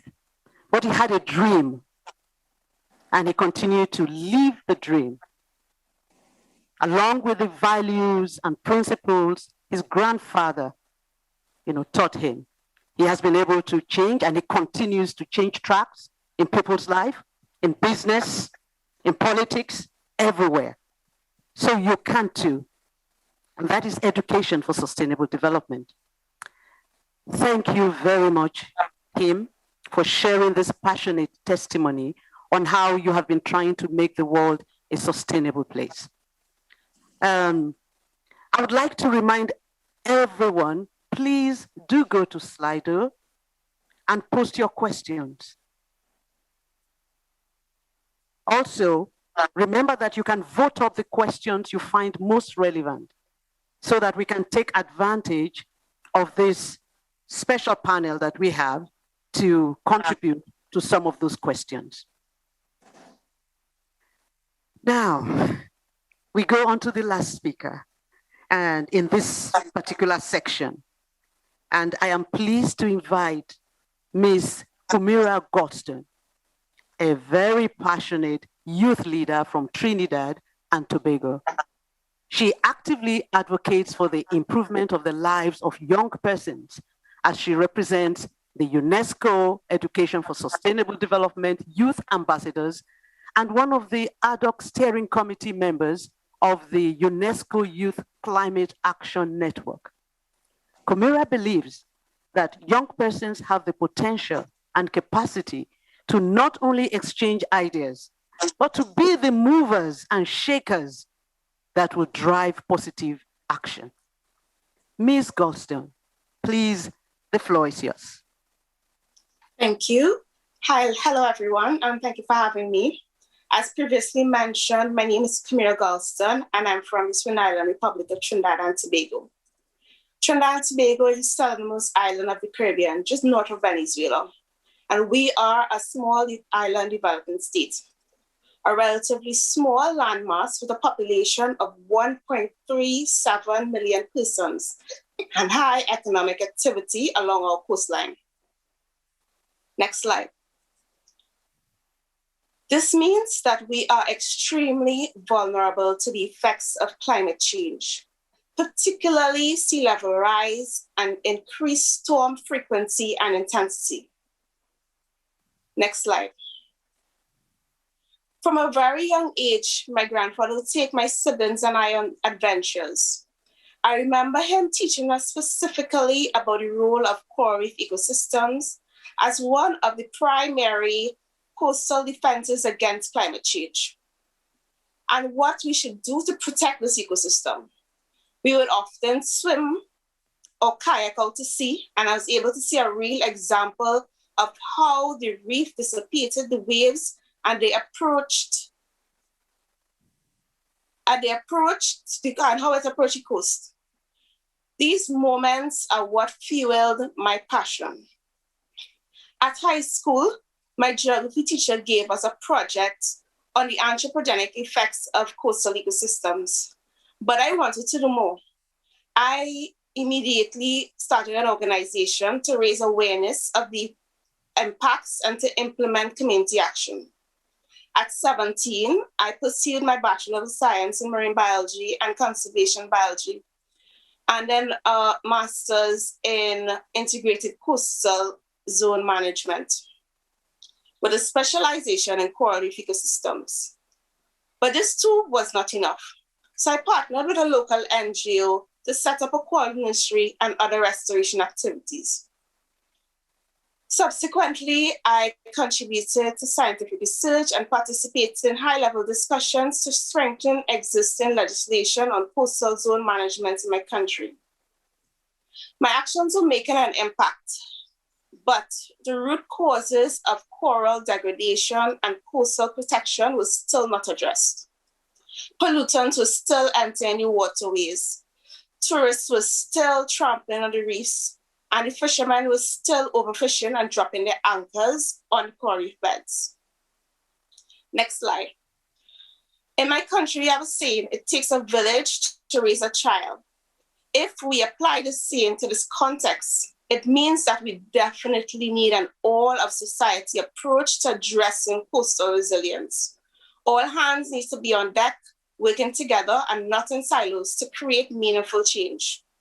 Transformation through education is crucial. Transformation requires us to attack root causes and not merely their symptoms.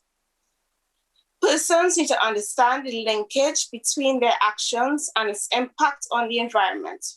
We cannot hold them accountable if we do not engage them. Next slide. So ESD became a big part of my world, with emphasis on young persons because they needed to be part of the discussion. If we are aiming towards sustainable development, we need to have the conversations with those who are going to be affected the most, recognizing the role of informal and formal education and its potential for experiential learning.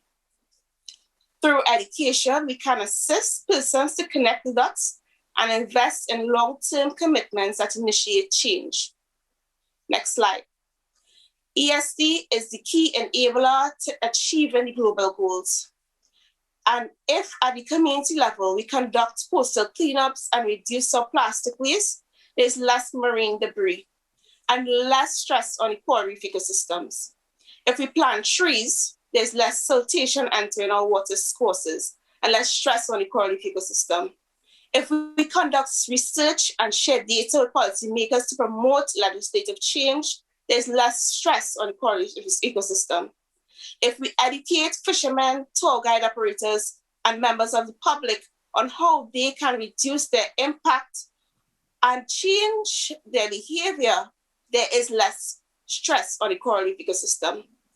It takes collective action at the community level to raise awareness on sustainability issues such as coral reef protection and climate change. ESD in action is citizens in action. By using innovative educational techniques at the community level, we can address complex issues and build resilience. Together, we can make significant strides to ensuring climate ambitions and an equitable future. Thank you.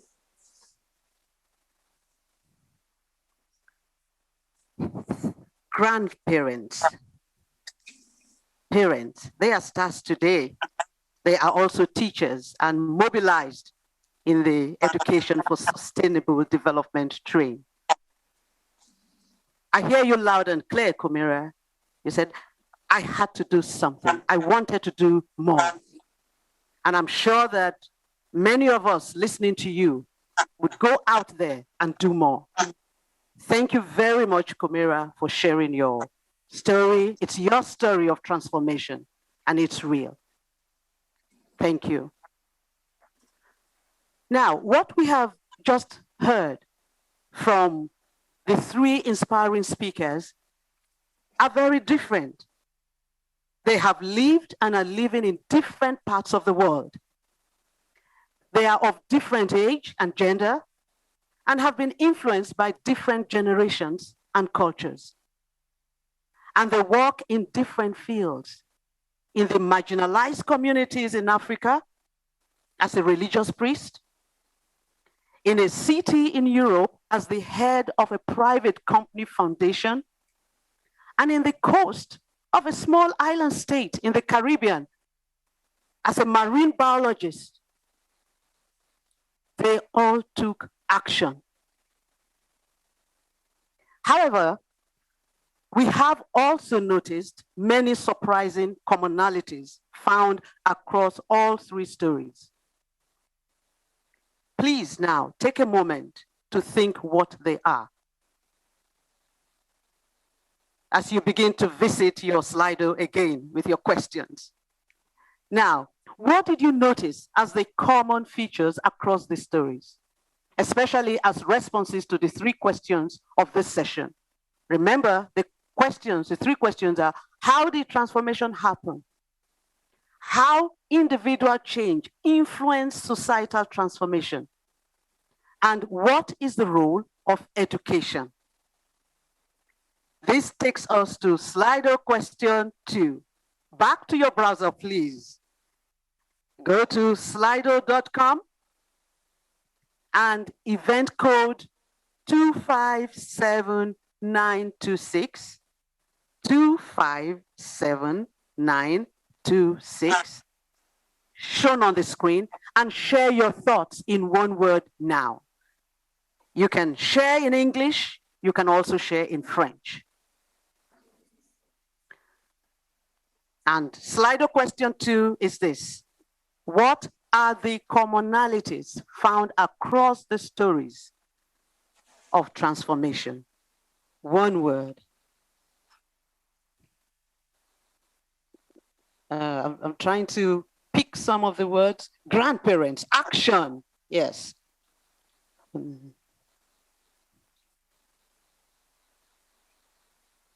Yes, so many words are coming in. Commitment, passion. The star word is still action. That's the star word. Now, at this point, thank you so much. Keep the words coming, and keep your questions coming. We're getting there. I would like to invite back the panel, all the speakers, to discuss the commonalities. Also, to help us engage in this in-depth discussion, I'm pleased to invite a special panelist. He is Mr. Zulkifli Abdul Razak. He's the Rector, International Islamic University, Malaysia. Now, Zul was the Vice Chancellor of University Saint Malaysia and served as the President of the International Association of Universities. Zul was awarded the prestigious 2017 Gilbert Medal by Universitas 21 in recognition of his long-term commitment to a sustainable approach to international higher education. Thank you, Zul, for joining us, and welcome back, Father Pedro, Kumura, and Kim. But first, let me start by asking you, Zul, my question. What did you find as the commonalities across the testimonies on these questions? Thank you very much for that. I would like to also acknowledge the speakers who have been giving a lot of inputs on this. I would say there are a number of things that is common that I can resonate with. First of all, I think is a question of context. 3 different speakers talk of 3 different contexts, but yet they talked about the same thing. They talk about values. They talk about patience. They talk about the willingness to go out of their way. They talk about their own ambition, their dreams. These are values that normally is not very well enshrined in our education system. A question of a sense of purpose, which is larger than just education, than just employment, than just making a living. I think that's the kind of values that I think connects all the 3 speakers that I can see. And these are the values that actually motivates us from inside out rather than outside in. And I think this is a kind of a push that all of us must have if we want to translate something into reality, to make ideas, to use Kim's word, to make ideas real so that it becomes something that is useful not only to us, but to the people around us. And how do you make this happen is by displaying our passion or be compassionate to others, the kind of values that I think it is important that is normally missed out in many education systems as we go into something which is very tangible rather than intangible. I'm very delighted that it started with Father Pedro. In other words, this whole ideas of spirituality, consciousness, intuitiveness. These are something that I think which is very, very important, that I find it is very common in the context, and also it resonates in the kind of work that we do. In other words, in our terms, if I can share you, we've got our own document that talks about the 4 things. One is to be empowered. The other one is to be flexible in the empowerment and to do innovation. And last but not least, which is important also, where all the speakers talks about, is to be accountable. To do something that at the end of the day, we are accountable for it, not to do it just because somebody pushes to do it, but because there's a sense of purpose that it becomes our duty to contribute back to humanity, the things that we have gained from the many things that we have from education, from politics, or even from religion itself. How do you give back so that other people will prosper at the same time? I'll stop there for a moment in time. Thank you. Thank you very much, Zil. I would like to ask for a quick intervention, from the other panelists, starting with Father Pedro. And we are running out of time, but so if you could just make a 2-minute intervention so that I can go round. Father Pedro, on the commonalities, yes. Well, les points communs, c'est que nous avons tous une envie de changer. Nous comprenons que nous sommes dans un monde qui a beaucoup de pauvreté. Les pauvretés existent partout, même dans les pays riches. Et que il manque de valeurs, il manque un sens d'éthique, comme il vient de dire mon frère Kim ou ma sœur Goulstone. Nous essayons partout, avec de la volonté, de changer quelque chose. Et à travers l'éducation. Parce que dans l'éducation, on ne doit pas seulement transmettre des connaissances, mais aussi des valeurs, avoir un sens dans la vie. Et bien ça, c'est très important, savoir que nous ne sommes pas seuls, que nous devons vivre avec les autres, respecter les autres, vivre dans la solidarité, vivre dans la fraternité, partager les richesses humaines. Toutes les richesses de la Terre sont données pour tous les êtres humains. Nous n'avons pas choisi d'être en Argentine, ou en Danemark, ou en Trinidad et Tobago, ou en Afrique, ou en Asie. Là où nous sommes nés, Dieu, le Créateur l'a voulu, Dieu l'a voulu. Eh bien, c'est là où nous devons essayer de créer un lieu, un oasis d'espérance, de justice, de fraternité, de solidarité par l'éducation.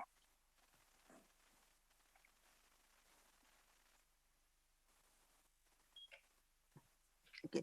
Thank you very much, Father Pedro. May I quickly now go on to Kim? Let me pose you the question of how individual change influenced societal transformation. From what you've heard from the speakers and also from the comments of the participants, what would you say are the possible answers to this question? I think we all, as human beings, like role models, people that inspire us, not necessarily strong leaders or athletes or actors or superstars, but people near ourselves, our hearts, families, neighbors, friends that inspire us and by example lead the way. It could be in your everyday life, but it could also be in the workplace or a political party. That's not that important. But I think we need role models. And when we talk about sustainable development, and this is something I've been working with for 35 years, we need strong leadership. Strong leaders in the world are the ones who lead by example and do not have an ego that is blinding them for the bigger purpose. And if we can have leadership back where we take upon leadership, all of us, for our own lives, but also in order to help others, then we become role models for an inspiration for a lot of people. One of the things I think young people should discuss while in the educational system is that life is not a competition. Life is not about becoming better than others. It's becoming good at what your talent reaches out for you to do, but it's really to help each other, because by helping each other, other people will help you. So I think it's It's trying to use the definitions, the wording in another way, and creating an expectation to each other to be, well, a fellow human being. Oh, thank you very much, Kim, for your insights. And at this point, let me continue to encourage all the participants. We do need your questions. We need your insight. We need your, so please visit Slido, visit the section on questions and answers. Kumira, yeah, as the voice of the youth, in your view, what are the key words that respond to the question of how individual change influence social transformation? Okay, so I have 3 points. Firstly, holistic approaches. I believe in multiple sectors being involved in decision-making processes and offering different perspectives so that there can be some holistic picture and drive towards sustainable development. I also believe in monitoring and evaluation. It's important to reassess at multiple points so that you know that we are on the right path and that we are continuing to address the issues that are at hand. And also empowerment. This means giving persons, especially the most vulnerable, the tools that they need to enact meaningful change and ensure sustainability. Oh, thank you so much, Kumira. We have discussed and reviewed how individual transformation takes place and how individual change influences societal transformation. In the ESD for 2030 framework document and related publications, UNESCO has underlined the contribution of education to building a more just and sustainable world. In particular, on how ESD can help foster individual transformation and societal change. Now, let us dive deeper into the third question. What is the role of education to foster individual and societal transformation for sustainable development? This leads us to Slido poll question 3. And I would like you to go back to Slido, and this is a poll, and rank the most popular answer will be ranked first. So you go and tick the answer you think is the right way to go. What do you think needs to be strengthened in education to foster individual and societal transformation for sustainable development? You're going to find about 6 options. It begins. Yes, I'm unable to read them out. You can see.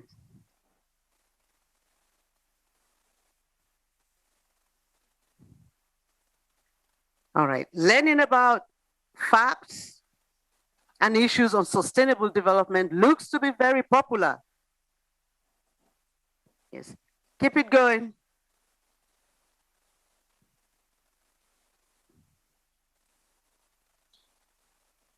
While we wait for the vote results to come, let me turn to you first. Zul, in your view, what do you think should be strengthened in education to become transformative?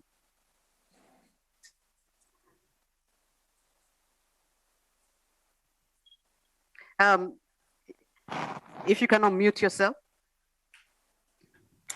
I think education must make the connection between people, society, environment, and humanity. We cannot talk about education in a very isolated way, the way it is now, meant for examinations and for a single purpose. I think education needs to be more encompassing, working together, learning from one another, and in fact, I think exposing ourselves to a kind of a dialogue that we have not had. I like the quote when Kim said, "I'm tired to listening to myself."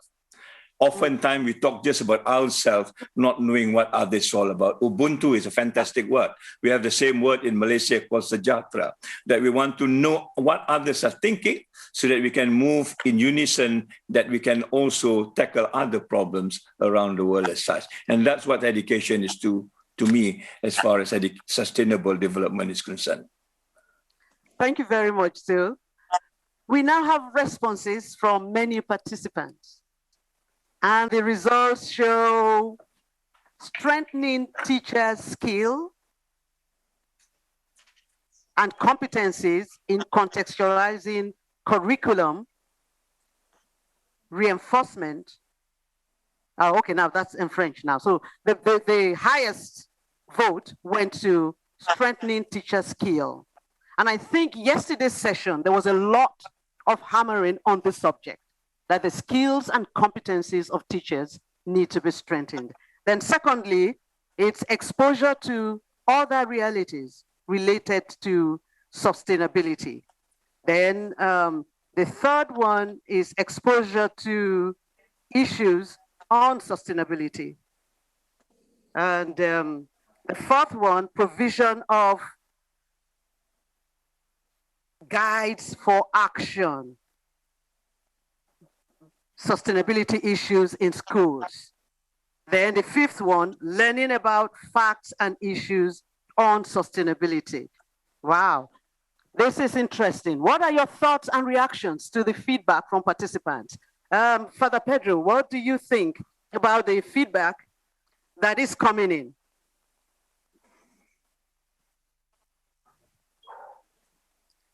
If you can unmute yourself, Father Pedro.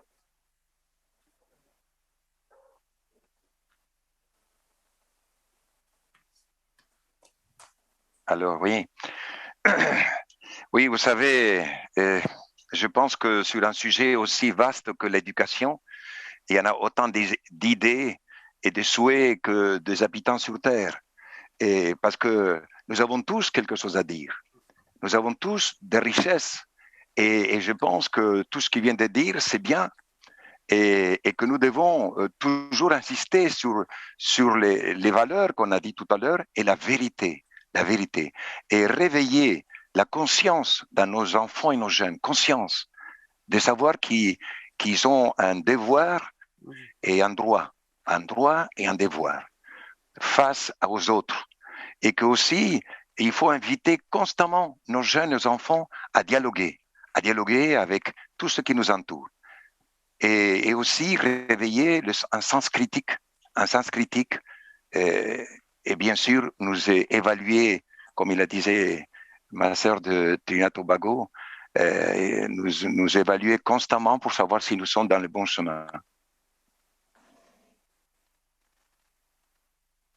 Thank you very much, Father Pedro. You are so right that we need to awaken values, truth, awaken the conscience, which is very key.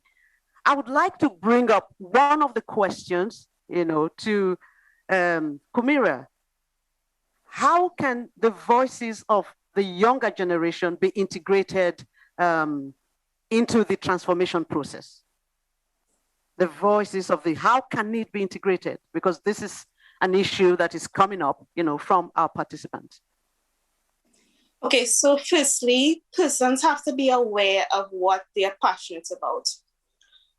Find your passion, understand what you're about, and connect with persons who have a similar passion as you, and that will cause the amplification of your message.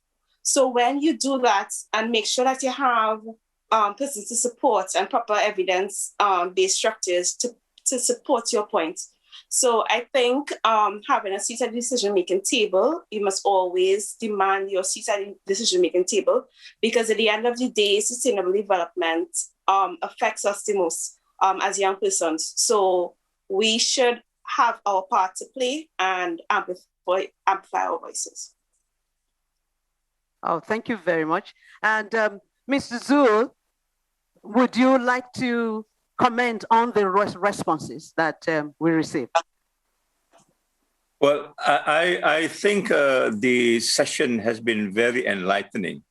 in the sense that it brings out the new dimension of education. I mean, education has been there for a long time, but sustainable development has not been addressed. I think this particular session brings out the whole idea of how we can act together as humanity. So that I won't want to talk about the values again. In our education system, for example, how do we learn to sympathize with other people? Unless we learn how to sympathize with other people, then sustainable development will not take roots. It may be a very superficial thing, but unless and until you learn how to sympathize with people which is far away. Africa is far away from Asia, yet sympathizing with them will connect me to them. And that will lead us to another value, which I think is important, which is about empathy. How do you go out and work with them? And actually learn out of the classroom. I think this whole idea of a school bounded by four walls is no longer valid in the days of people are communicating in various ways. We need to move out, we need to break out into the society and work with them, dirty our hands and learn from them at the same time. I think these are the new dimensions that I hope will bring out as we move into education for sustainable development 2030. Oh, thank you so much, Zul. Let me quickly come to Kim again, because so many questions are coming in. I have a question for Kim. Kim, what is, in your opinion, the most important thing to teach the young generation? Respect and knowledge. Knowledge about other cultures and knowledge about how not to interfere. Because I was thinking also after my speech and what I've been doing for many lives in politics, in media, NGOs, and also in the private sector. I'm not the one who knows what's best in Madagascar or in Kenya or in Russia or in India. People living there know what's best. What I know about is the technical competence I have with water systems or engineering or humanities where I'm educated. So the education is about getting skills and competences and knowledge, so you can find a role or breed your own talent to do something good for yourself and others. But one thing I'm missing in the educational system, especially in where I live, is the ability to gain respect for people living other places, other cultures. Some of the things I've discovered working and traveling around the world, and especially also when I mentioned the refugee communities in African countries, are where I learned something. I'm not educating anyone. I'm learning from them how I can be a component in sustainable development, but where they are the drivers of really creating that sustainable development in their own terms, in their country, in their context. So I think if we can create an educational atmosphere and a skill set that has to do with respect for other people, other cultures, but also respect that we are all just components in a big solution,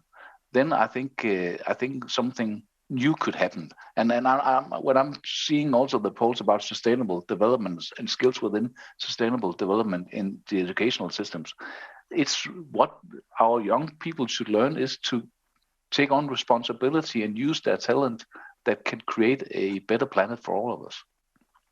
Well, thank you very much, Keen. Respect, responsibility. I remember that at the beginning of the United Nations Decade of Education for Sustainable Development in 2004, these were themes that were, flagged, so they are still relevant today. Respect, responsibility. Yes, that takes me to the next question. Father Pedro, there is a question for you. And the question reads, what role do you think education and education for sustainable development have to play in the struggle against inequality and the gap between rich and poor countries? Did you get the question, Father? I can repeat it one more time. Oui? Okay. Écoutez, tout le monde sait le gouffre qui existe entre les pays riches et les pays pauvres, l'hémisphère nord et l'hémisphère sud. Tout le monde connaît. Il y avait tant de belles promesses, de belles idées, mais qui ne se sont jamais concrétisées, jamais. Alors, justement, j'aime beaucoup les mots empathie qu'on vient de dire. Je ne sais pas si c'était Kumira ou c'était Kim. Et il faut qu'il y ait de l'empathie. Nos frères de l'hémisphère nord et l'hémisphère sud, nous sommes une seule famille humaine. Une seule famille humaine. On doit s'entraider. Et c'est dans l'école, c'est dans l'éducation qu'on va dire à un étudiant, mais tu n'es pas seul. Tu as aussi d'autres personnes qui sont d'autres cultures, d'autres civilisations qu'il faut respecter et qu'il faut tenir compte. Et eh bien, nous, dans un lieu de violence, où il y avait anarchie, où il y avait violence, où il y avait beaucoup de bagarres quotidiennes, eh bien, nous avons créé, après 32 ans, un lieu, un oasis de paix, de fraternité, de partage, où les gens, ils sont contents de vivre, et avec presque des moyens dérisoires, si on se réfère au matériel, à l'argent. Mais on est heureux, parce qu'il y a entre nous un respect. On s'entraide. Quand on souffre, on est à côté. On se porte secours. Voilà, je pense que je ne sais pas comment répondre, mais les solutions sont là. Tout le monde sait, mais pourquoi il y a manque de volonté à réaliser ce qu'on dit? Tout ce que les Nations Unies ont déjà dit sur la pauvreté, aider aux pays en développement, mais ce ne sont jamais réalisés.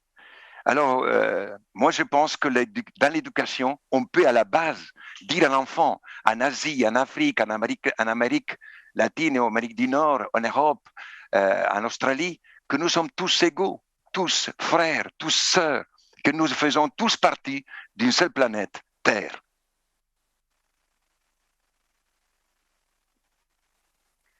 Thank you very much, Father Pedro. Yes, and that takes us also to the next question, which is also important. You've mentioned the issue of political will, and I would like to hear from Kumira.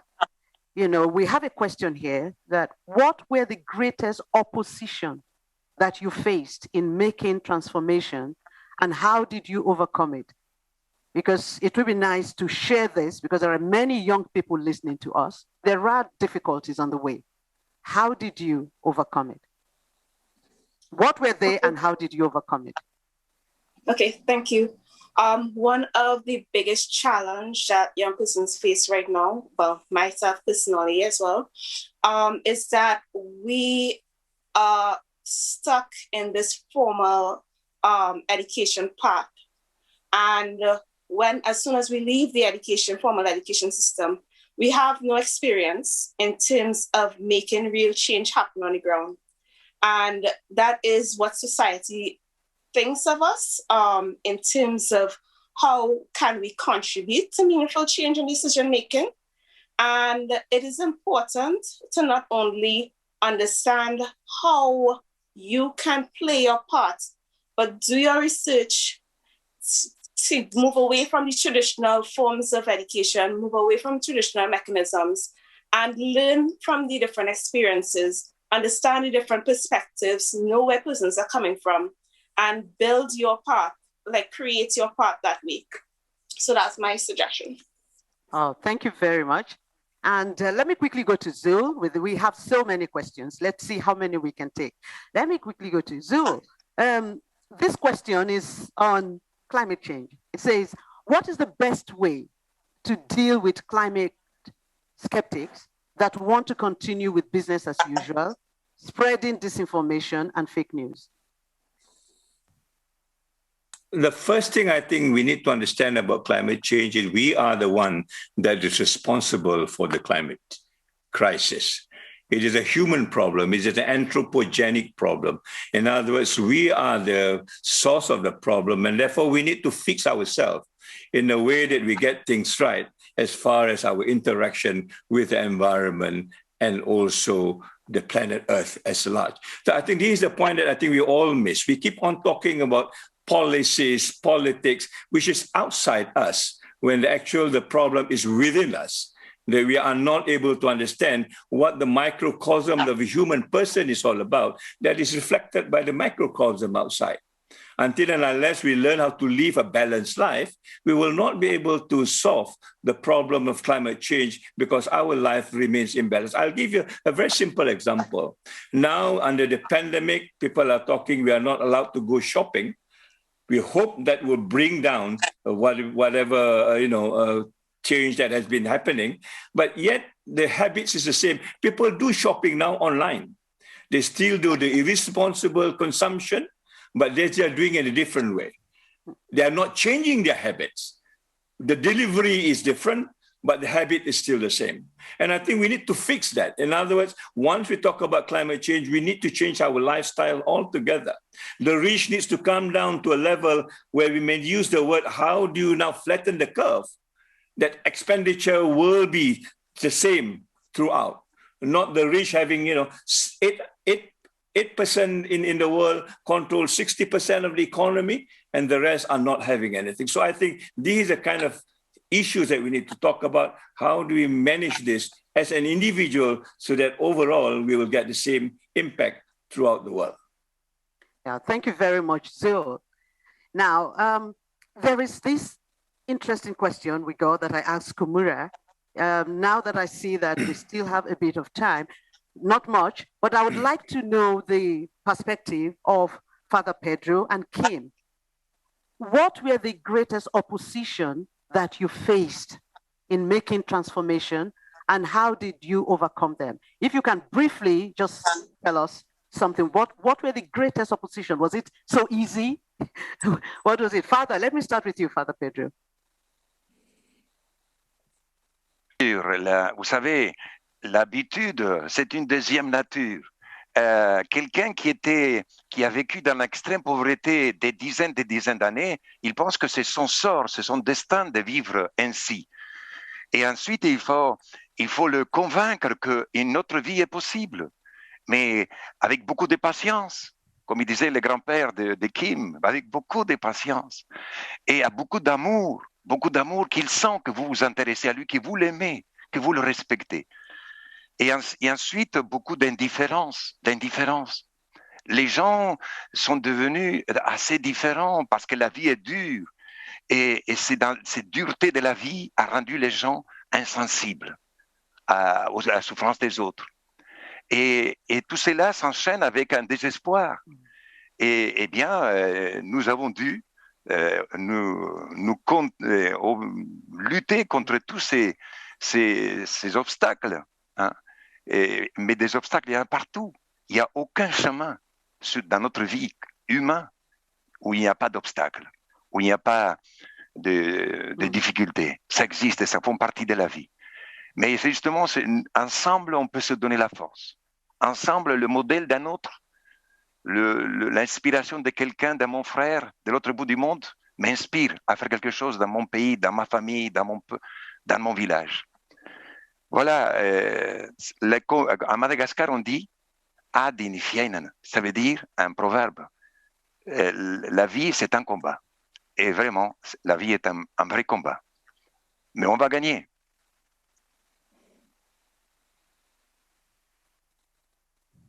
Yes, I like that. Life is a battle, but with hope and us working together, it's a battle we're going to win. Kim, what was your greatest opposition and how did you deal with it? People speculating what my intentions were.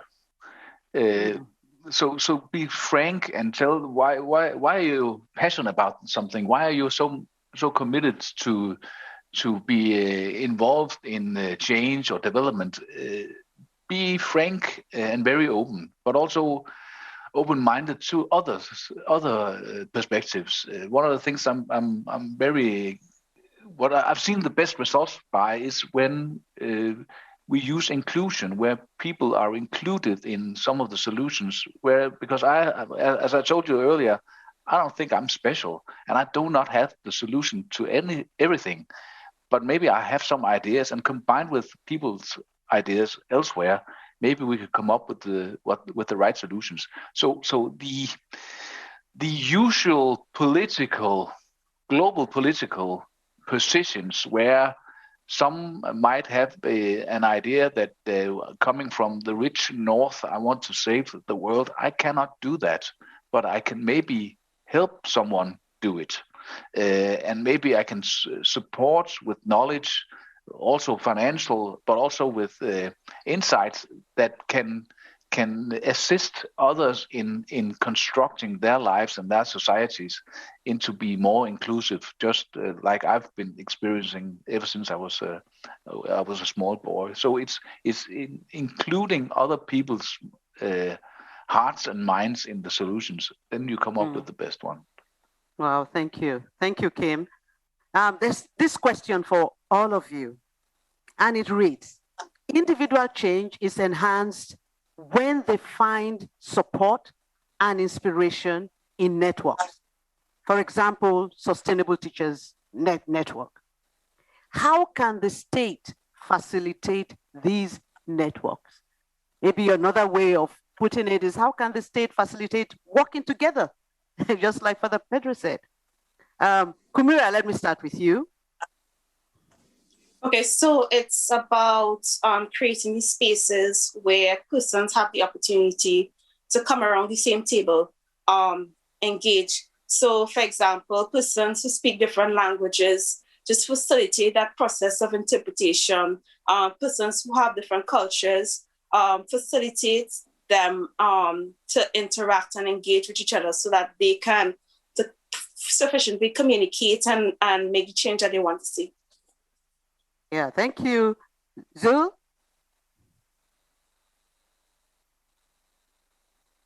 I think basically I am now a little bit skeptical about the state helping us. I think we are the state. We need to do what we need to do and let the state come around. To depend on the state, at least in developing countries, is a far-fetched dream. I think we need to take action collectively and make sure that the state are held responsible for what they're supposed to do. Oh, thank you. Thank you very much. We need to do what we need to do. Yes. Yes. Yes, Kim. You've been working with politicians. Can you throw light on this? I think it's right to that the state is all of us, and I think there's a need for that. I mentioned that earlier. There's a huge need for leadership, and leadership is not just deciding for themselves. Leadership is also being inclusive, also in the political processes, and also showing various political ideologists and political parties, and also political interested citizens around the world, that the best way to do politics is to have a dialogue and listen to each other and make the compromises, find the solutions together, because usually it's doable.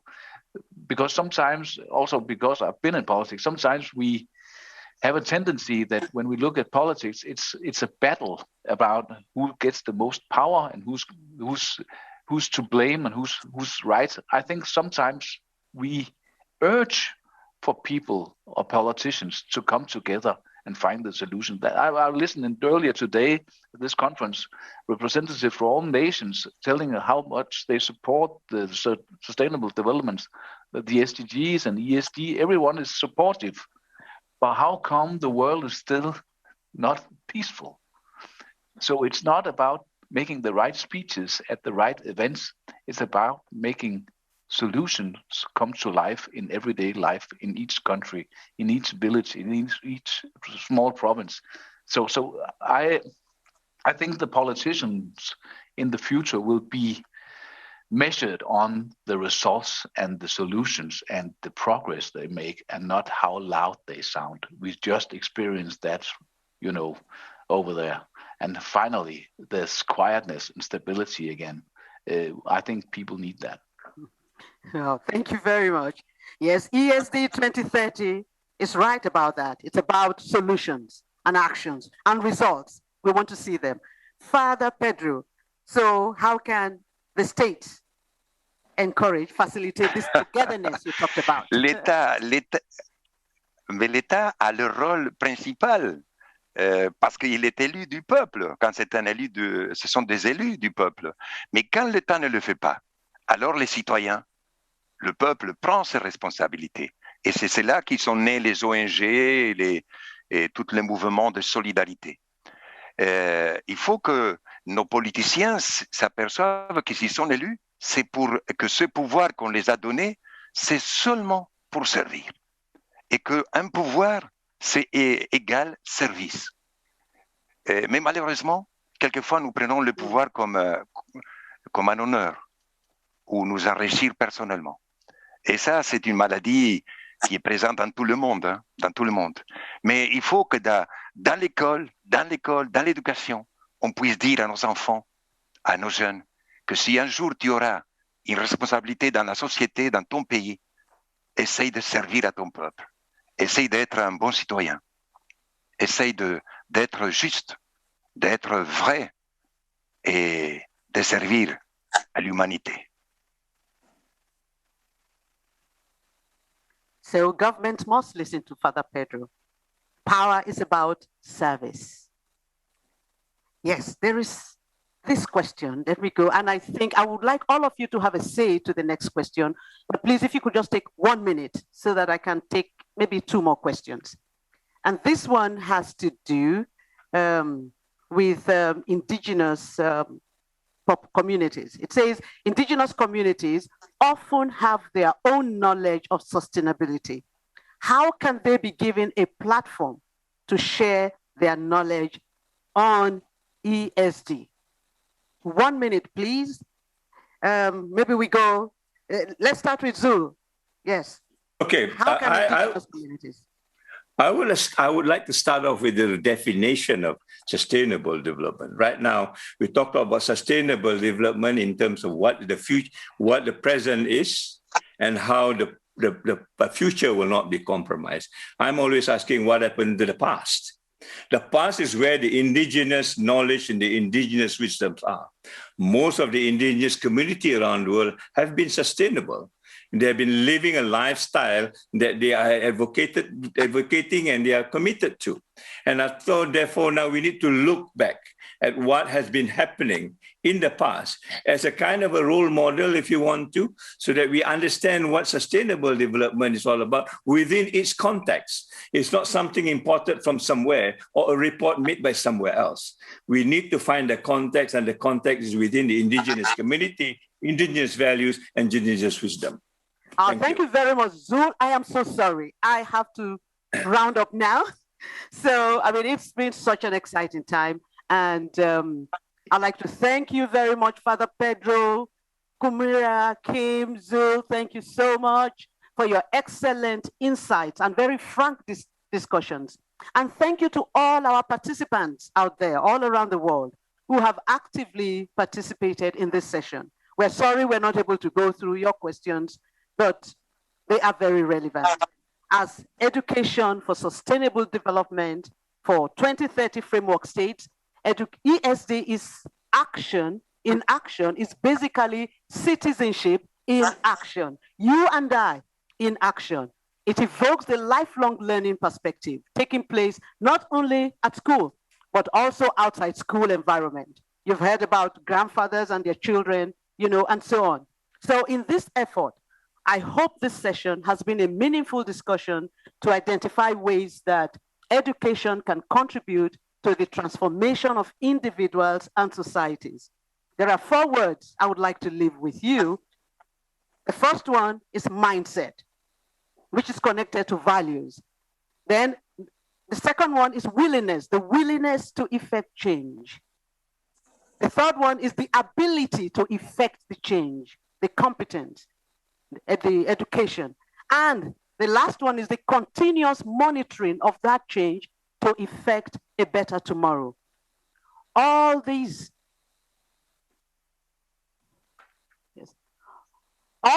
are captured in ESD for 2020. With this, we come to the end of the 6 testimonies of transformative action for the SDGs of UNESCO World Conference on Education for Sustainable Development.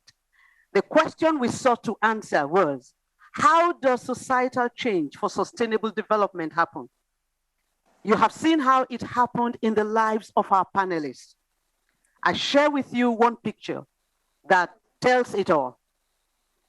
Can we have, I mean, you can see that picture. Walking together, hand in hand, in all our beautiful colors, leaving no one behind, in all our languages, our cultures. Your story is next. Together, we transform. So, let's do it. Thank you so much for joining.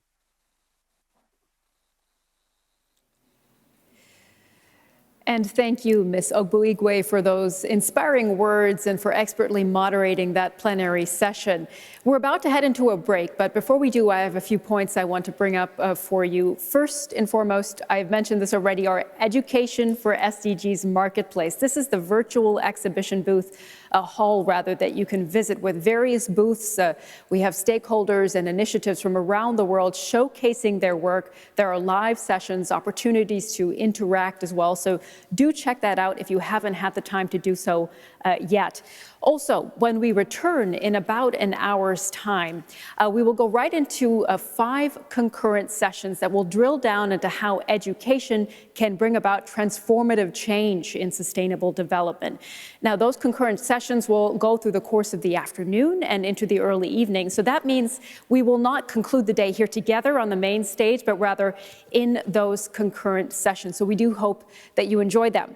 And I want to flag up one program point that might be particularly interesting for you. At 5:15 Central European Time, we have our Meeting German Good Practices session. This will be very interesting. It's a showcase for 15 different initiatives from across Berlin and across Germany that are already in place working in sustainable development. Everything from vegetable gardens and fair trade to nature experiences for young kids who live in big cities. And keep an eye out for one initiative in particular that I want to highlight for you from the Swedish Embassy that is focusing on how education for sustainable development can promote gender equality. So we hope that you do join us for that session at 5:15 Central European Time. And one final note before we head into the break, tomorrow is the final day of our UNESCO World Conference on Education for Sustainable Development, and we will start the morning in concurrent sessions again, looking at how to put that roadmap into place. So we will see each other all together again on the main stage to conclude the conference around midday. Until then, we hope that you enjoy all of the sessions and input, and don't forget to network. We'll see you soon.